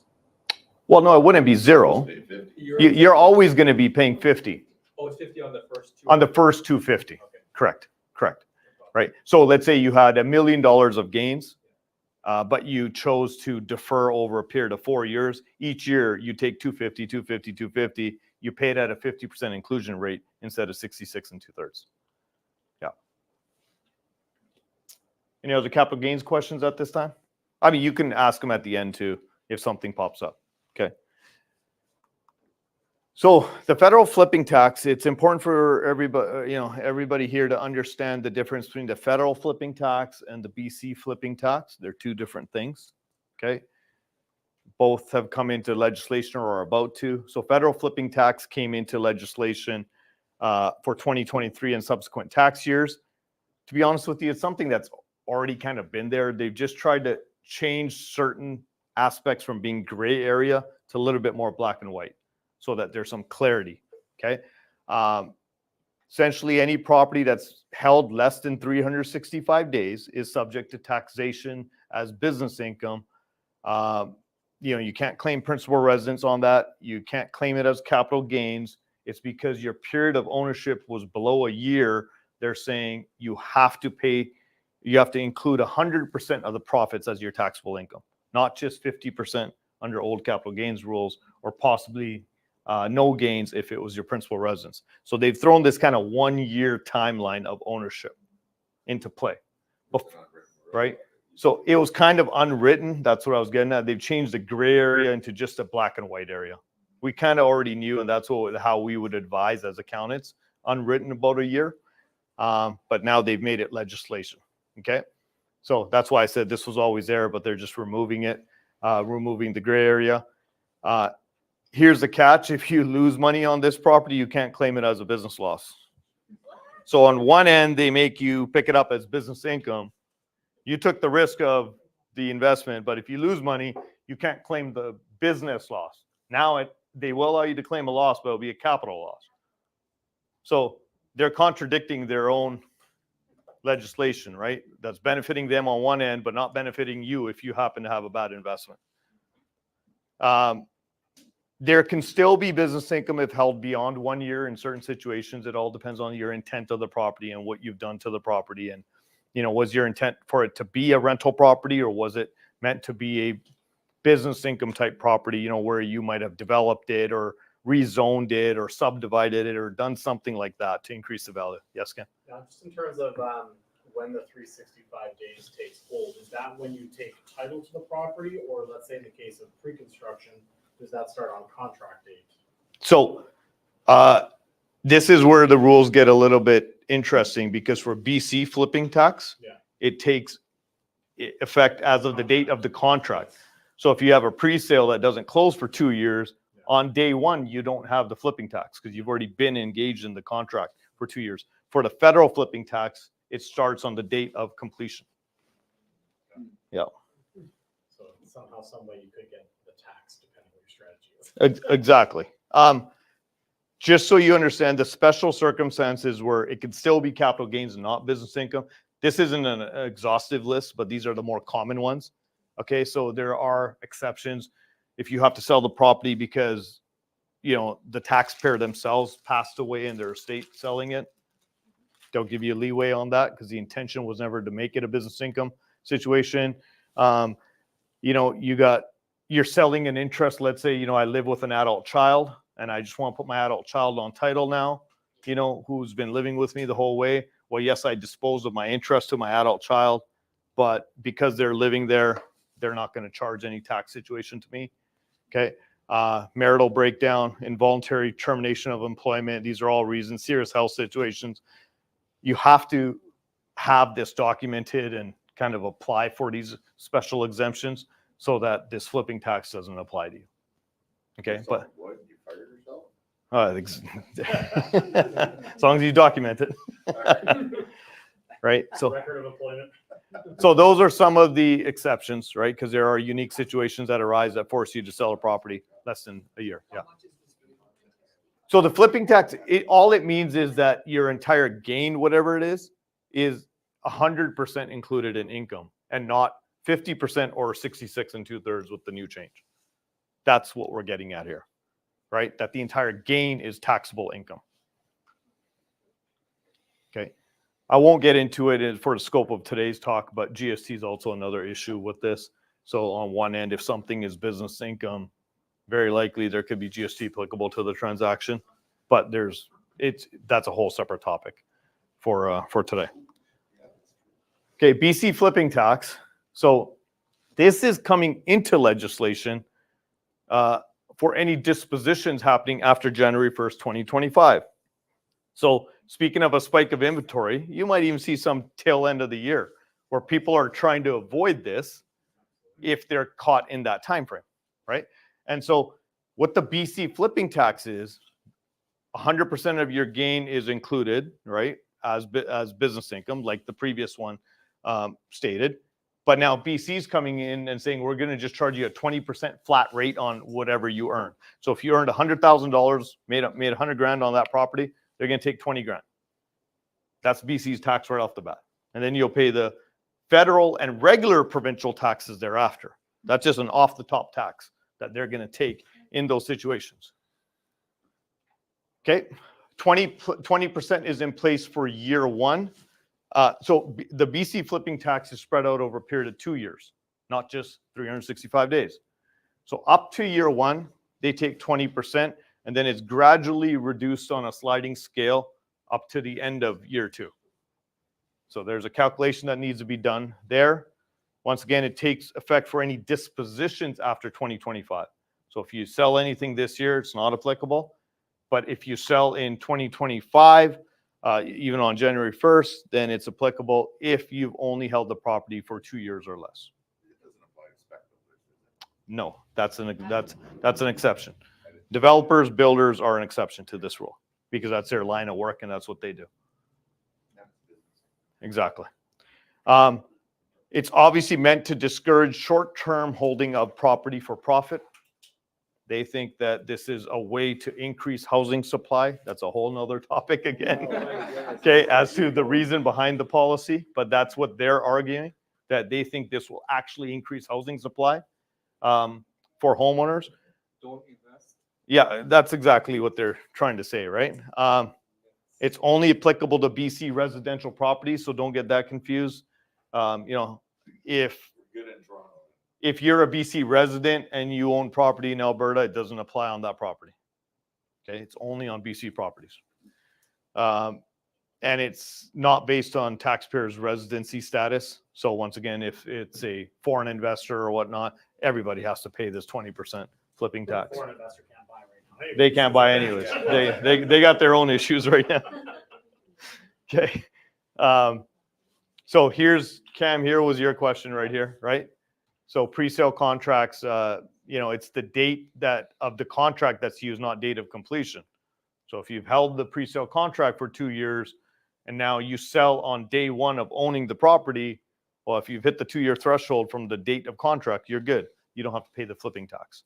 So you can still get into pre-sales and flip them without paying this tax. Start investing in towers because they take longer to build. Residential property, Mhm. does that include land? That includes land. Yeah. Residential land. Residential, what about a multifamily land or a Uh, building? If it's a development property, the flipping tax won't be applicable on that. No. So anything. Because that will come under development properties and not necessarily just, any sort of single family situation, which is really what they're going after. Yeah. So I'm trying to understand the mechanics of this tax. Okay. So you would normally be paying federal and BC tax. Correct. on a gain, Correct. a profit. Yes. So now is this like a surtax of 20%? Yes. Yes. It's a surtax. Personal, you. And the crazy part is, so in that example of 100,000, right? You pay 20,000, but now your income tax that's owing is calculated on the 100. Are you really? Because the 20 grand you paid is not a deduction. How does that work? Never mind. Yeah. I got the same question as you. Yes. I didn't make money on that So 20 grand. How you gonna tax me on it? Talk about the Fed's milking us investors. Yeah. The BC government is Yeah. milking us. Yes. How about the municipalities? Development Most of charges. us have 10% property tax increases this year Mm-hmm. Mm-hmm. and development charges. Why do they hate us? We're building for the country. That's a great question. That's a great question, right? To be honest with you, like, yeah, yes. I'm gonna build on what Marcel said, and it's maybe not really a question, but I'm gonna take a run at this little quick rant. Okay. So, say 50% high income tax rate, GST on new construction, HST in Ontario, property transfer tax, speculation tax, underused housing tax. Sorry. Just have to make sure this is caught online. I'm not reading your notes. Landowner transparency tax, bear trust filings, which I had a $12,000 accounting bill that I'm having that conversation that wasn't of need, and spend days that I should be spending filling vacancies. 100%. going It's your through own this time. Never-ending bureaucracy that they're just basically destroying the investors' appetite versus, or sorry, I left out development cost charges, flipping tax federal, flipping tax BC, OSFI regulations that are crushing them, lending to all the banks are out, only credit unions can lend to investors right now, basically. Yeah. Should publish that in the paper. And then versus where I've been living part of the year in north of Austin, Texas, they got the 1031 rollovers, which I'm learning is not available to Canadians necessarily, but no income, no state income tax, no property transfer tax on new construction, no GST on new construction, potential tax holdbacks if you sell something, but it basically boils down to flight of capital, crushing mom and pop investors, spirits and accountants alike, which ultimately will boil down to higher prices, higher rent, versus Texas where they have, a 7-year high of inventory, super amazing resort style apartment rentals with resort, amazing amenities, 1,500, 2 months free, detached homes and brand new resort style communities for $350 US with incentives and rate buy downs. Everyone's just going, right? Or Alberta, like it's got to change. No, you know what? 2 visas or 2 to 6 months, by the way. That's what I'm doing. My list wasn't as long as yours, right? But I did have this slide to just kind of mention what you're literally saying, right? His was more inclusive. No, his is by far way better, right? But I was literally just getting at, like, this is all that's been implemented over the last few years, right? Some as recently as the last, 12 months, right? 100%, right? So you got spec tax, empty homes tax, this UHT is capital gains inclusion rate changes, federal flipping tax, BC flipping tax. There's simply, it seems like for at least an average investor, they're discouraging you from wanting to buy investment properties because for most, it's just too much stress. I don't want to deal with it. I don't even understand it. I don't even know where to start. I don't want, there's no point in me doing this. I need to change my investment strategy. Oh, I left out rent controls, 3-month restrictions, Exactly. Airbnb issues, right? So, and Kelly and I have spoken about this before too, that it's silly that they think this is going to increase housing supply for home ownership, not knowing that more than half of the market, it's renters, it's tenants. Tenants need places to live. They're not in a position to be homeowners. People are at different stages of their lives. So if you're, totally discouraging landlords from owning property, then what supplies are going to be for half of the population out there. That's a great list. I'm gonna send that to Kevin Falcon. Just so we're clear on this, okay, to add more stress to everything. The BC flipping tax is not something that's in your normal tax return. It's a completely separate tax return. So you need to identify the situation, or hopefully your accountant does when it's time. And then a separate tax return needs to be filed. And if you are not compliant with filing it, they haven't really put things out, but I've loosely heard in a few forums and whatnot that they're looking at very significant administrative penalties, kind of like the UHT thing of maybe 10 grand of a non-filing situation, which is just silly. Yes. Is this for personal or for corporate? Both. It's applicable to any property that falls into that 365-day situation. Or sorry, 2 years I meant for BC. Right? Exemption for builders, developers, right? They don't need to file this. There's also an exemption for renovations and construction of additional housing units. That's a key one. So let's say you bought a house and it didn't have a legal suite, and you decided to renovate it, created a legal suite, so you increase the housing supply, and then you sell it in less than a year or less than 2 years for BC flipping tax, it won't apply in that situation. Okay? Because you increase an extra housing unit. But do you have to file that return? No. If you're doing the build or the renovation? No, you don't have to file it.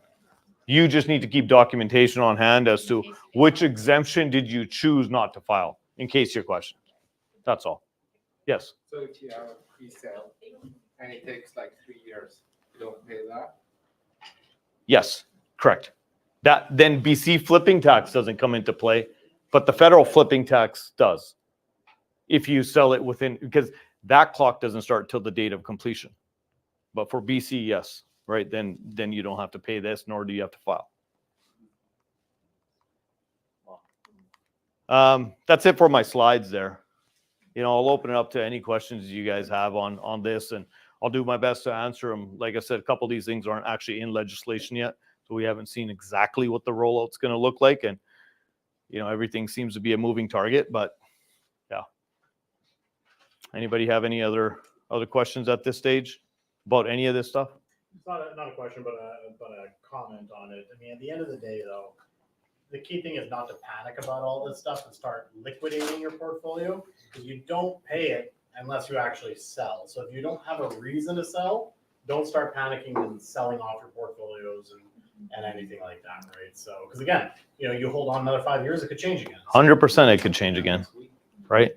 And I would not be surprised if they start using it as their platform, whether they agreed to it or not. Like, other political parties are going to use it as just an election tool, because they know all the red tape around this and how upset people just are in general, right? They keep saying, like, Liberals came out and said, well, this only impacts the 0.3% of the population, and it only impacts their tax. No, it doesn't, right? It impacts so many individuals who, might not be wealthy by their standards, but they had one side rental property that was meant to build some generational wealth for them and their family and their situation. It impacts them, right? So it impacts almost anybody who just has a secondary investment property. That's not just the 0.3% we're referring to. In fact, they're the ones that probably, will find ways not to pay it, right? Yeah. So who they say they're going after, it's not right. Yeah. Jerry, is there any questions from anyone online? No. Okay. Any other questions, everyone? Yes. So that inclusion rate going up to 2/3. Yes. If you have a capital loss, do you also get a larger? You do. Okay, so you do, because whatever capital loss you have can be applied to the entire capital gain. So now you're getting benefit of the loss at the 66 2/3 rate. Okay. Right. Yeah. So you just Yes. have to time the capital gain and the capital loss in the same year. Yes. Yes. But you can Well, no, that's if you have a loss carry forward already. If you have a loss carry forward, you can apply it What if to the you had gain. a gain and then a loss? Can I carry forward the gain? You can't carry forward the gain, but you can carry back the loss up to a period of 3 years. Oh, So if you have a loss subsequent to a gain, you can always carry it back. Go back. Okay. Correct. Well, that works. Tough year, right? Yeah, Trey, tell me about it. All right. Tough year. Yes. Okay. Quick question about your mint. Yes. Okay. Like, let's say someone's buying a pre-sale condo, OSFI crushes their hopes, the credit unions are scaling back for reserve requirements, whatever it is, not have an appetite. Like, do you do first mortgages at like 65, 70% loan to value? You said 10, 12%? Correct. Yes. Right. Up to 75% loan to value will go on first. Do you do construction mortgages? We have, yeah. Land and building? We'll do land and building. We'll do draws based on Same thing, 75%? progress. Yes, 75%, but obviously based on progress, right? So we'll do draws. Is Yeah. there a cost to hold back? There can be. It depends on the situation. What do you do on land? 50% or more? Land is 50%. We will go up to 60% in certain situations, depending on where the land is, if we feel comfortable with it. Yes. Yeah. So, your investors, like, they put in money and they make, Yes. they're making all these interested. Yeah. Are they just it's gain, right? What is that?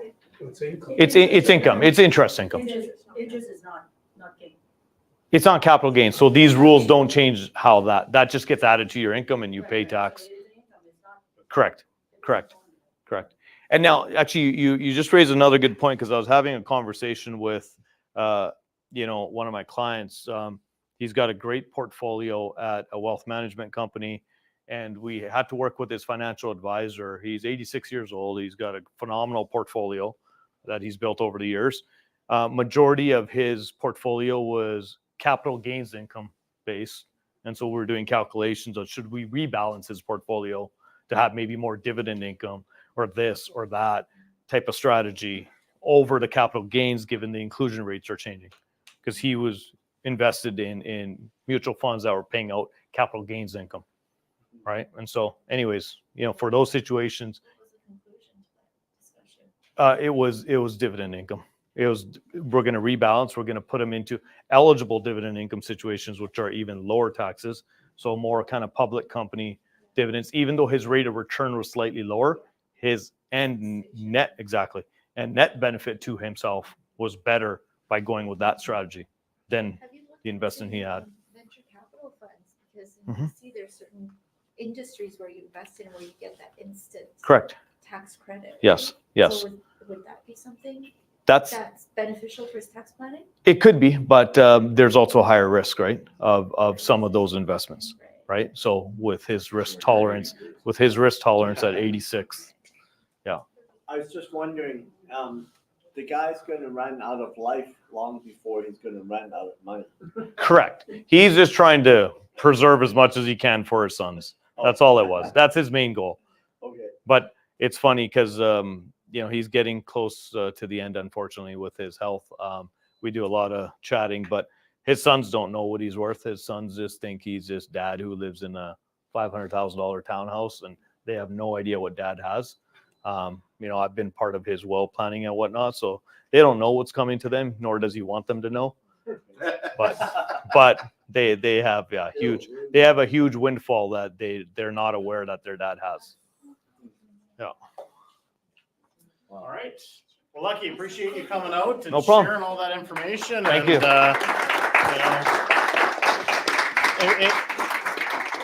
It really boils down to, at the end of the day, when it comes to all of this nuanced, interesting stuff, you need to have someone who knows what's going on in your back corner. And that's why we bring Lucky out to help explain this kind of stuff, because absolutely you need to have the right people in your corner to help you. And it's kind of like I said before, Lucky mentioned, and I agree, there's probably going to be a lot of people who are going to rush to liquidate properties because they want to avoid that extra capital gain. But if they don't need to sell, don't sell. Like if you're sitting on your properties and you're okay with them, just hold on. Just keep riding it out, keep building it.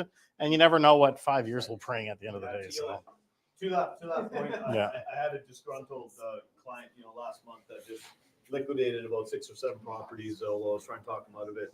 He's just at the stage, he's just fed up. Yeah. So he's just selling. He doesn't care what he's making.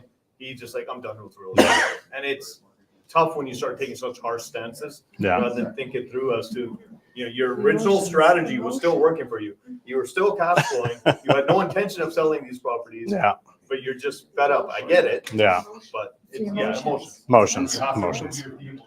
And that's what goes back to what Lisa and Grace both said, right? They got to keep their emotions and, between the partnerships and everything in check so they make the right decisions. All right, we're going to move on. We've got a hot deal. We've got some information for you guys, and then we'll let you go for the night. We got, of course, lots of snacks still here for you. Now, can you believe that there is actually cash flow in the market? You definitely have to do some digging, but you can find it. So here's an example of a property that does cash flow, does need a little bit of work, does need a little bit of some elbow grease to really push the rents up. But you've got a 5-bedroom, 5-bath house. There's 3 suites out here in Mission, British Columbia. You've got a 3-bedroom, 2-bath. 2 1-bedroom suites. We estimate around $2,800 and $1,600 each for the rents there. Again, you're probably going to have to put a little bit of elbow grease, fresh paint jobs, some new flooring. I wouldn't say you need to do a total gut job, but definitely do some updates in here. I did budget about $45,000, give or take. Again, this is just looking at it online. 3,400 square foot house on a nearly 9,000 square foot lot built in 1981. Here's what it looks like. Again, this is like self-managing, doing everything you can to run the property yourself, such as, yeah, there you go. Kelly might sell it. So call me if you need to buy it quick before Kelly gets to it. So it's listed at $1.175 million, gross rent around $6,000. Once you factor in property taxes, mortgage, insurance, again, you're going to self-manage it. You're going to put the rentals up front. Cash flow is about $221. We did use a 5.5% interest rate. Talking with my mortgage broker in advance, he said you can even get right now with certain lenders closer to the 5% rate on a fixed for rental properties. But I wanted to hedge on the side of caution, put 5.5 there. Again, I've got some fix-up costs around $45,000. Get some new flooring in there, fresh paints. Probably just like do what you need to do to spruce things up, but I wouldn't go hardcore on a renovation here just to make it cash flow because you're not going to really achieve a lot at the end of the day with that. So this is what it looks like. Cash flow, not a lot, but you got a little bit of cash flow, positive cash flow. You're going to get your principal recapture. And of course, we used about a 5% appreciation because when you hold on to this property long enough, 5% is pretty average in the market. Looking at about a just under 25% return on investment on this property. So we found cash flow. It's the first time we found it in a while, but we found some cash flow. All right, that's it for our hot deals there. So flip out your phones. If you'd like to follow us on our social media, scan this QR code. We're, of course, on all the platforms, Facebook, Instagram, TikTok, YouTube, of course. And you can connect with us on all our links there. I think everyone's got their phone down now on that one. And, of course, if you'd like to watch the replay or if you're like, what did Lucky say in that moment? You can, of course, go back to the YouTube channel. Again, if you're watching it on YouTube, you already know where that link is. So youtube.com/Cameron Manning in the live link tab, you can find the replay for this and, of course, all of our past meetings over the last year and a bit here. So you can scan that to access it. I do, recommend you guys subscribe to that channel as well. And, of course, for those who don't know, we actually had a movie put out about our team. Can you believe that? Yeah. So Kelly and I, we had the team out and we did a red carpet event last weekend where we got to premiere the Road to 1%. This was a project that, I talked to my videographer. I said, hey, super cool that we just reached the top 1%. Let's do take some of the clips that you had over the past years of content. Let's put a little video together for YouTube, like 10 minutes long. Next thing you know, he produces a full-on documentary of the team. And it's a documentary. It's an actual movie. So we had a red carpet event. The movie is now available on YouTube. So if you haven't checked it out, go and check it out. You can scan it there. Of course, it's on Kelly Fry Team or youtube.com/Kelly Fry Team. And of course, we'd love your feedback. I'd love to know what you guys think of this movie because we've been getting feedback and it's been really astounding what people are saying about it. He did an amazing job. So we were super excited about that. Let me tell you. I know my line. All right. Again, we do have an online Facebook community. We've got a private group. So if you want to join us on the private group as well, we post updates about our IPG event. When I can, I try to go live in there. I post articles, everything like that to keep you updated on what's going on in the real estate market in the greater Vancouver area. And of course, we do try to do the Monday morning market updates at 2:30. Although I'm finding 2:30 has been a very difficult time. I moved it from the morning because my mornings are packed. I might have to move it to a different day, but we'll find out. Still working on trying to get those up and running. And of course, our next meeting is going to be July 25th.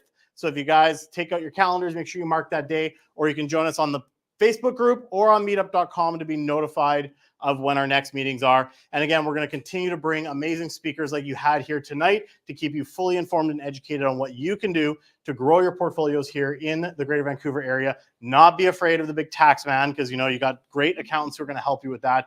And of course, continue to profit, because Kelly and I both believe that the Greater Vancouver market, after investing across many markets, is one of the best ones you can get to invest in to really grow your long-term wealth. And with that being said, that's all we have for you tonight. If you're watching online, thank you so much for joining us tonight. We're going to be signing off. Again, lots of food, drink, grab some stuff, grab it for the road, and thank you so much for coming out tonight.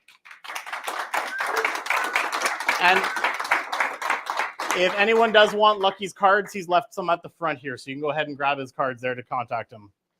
And again, thank you everyone online. Feel free, don't forget to subscribe to the channel, like this video, and drop some comments as well on what you thought about tonight's event. Thank you so much. We'll catch you next time.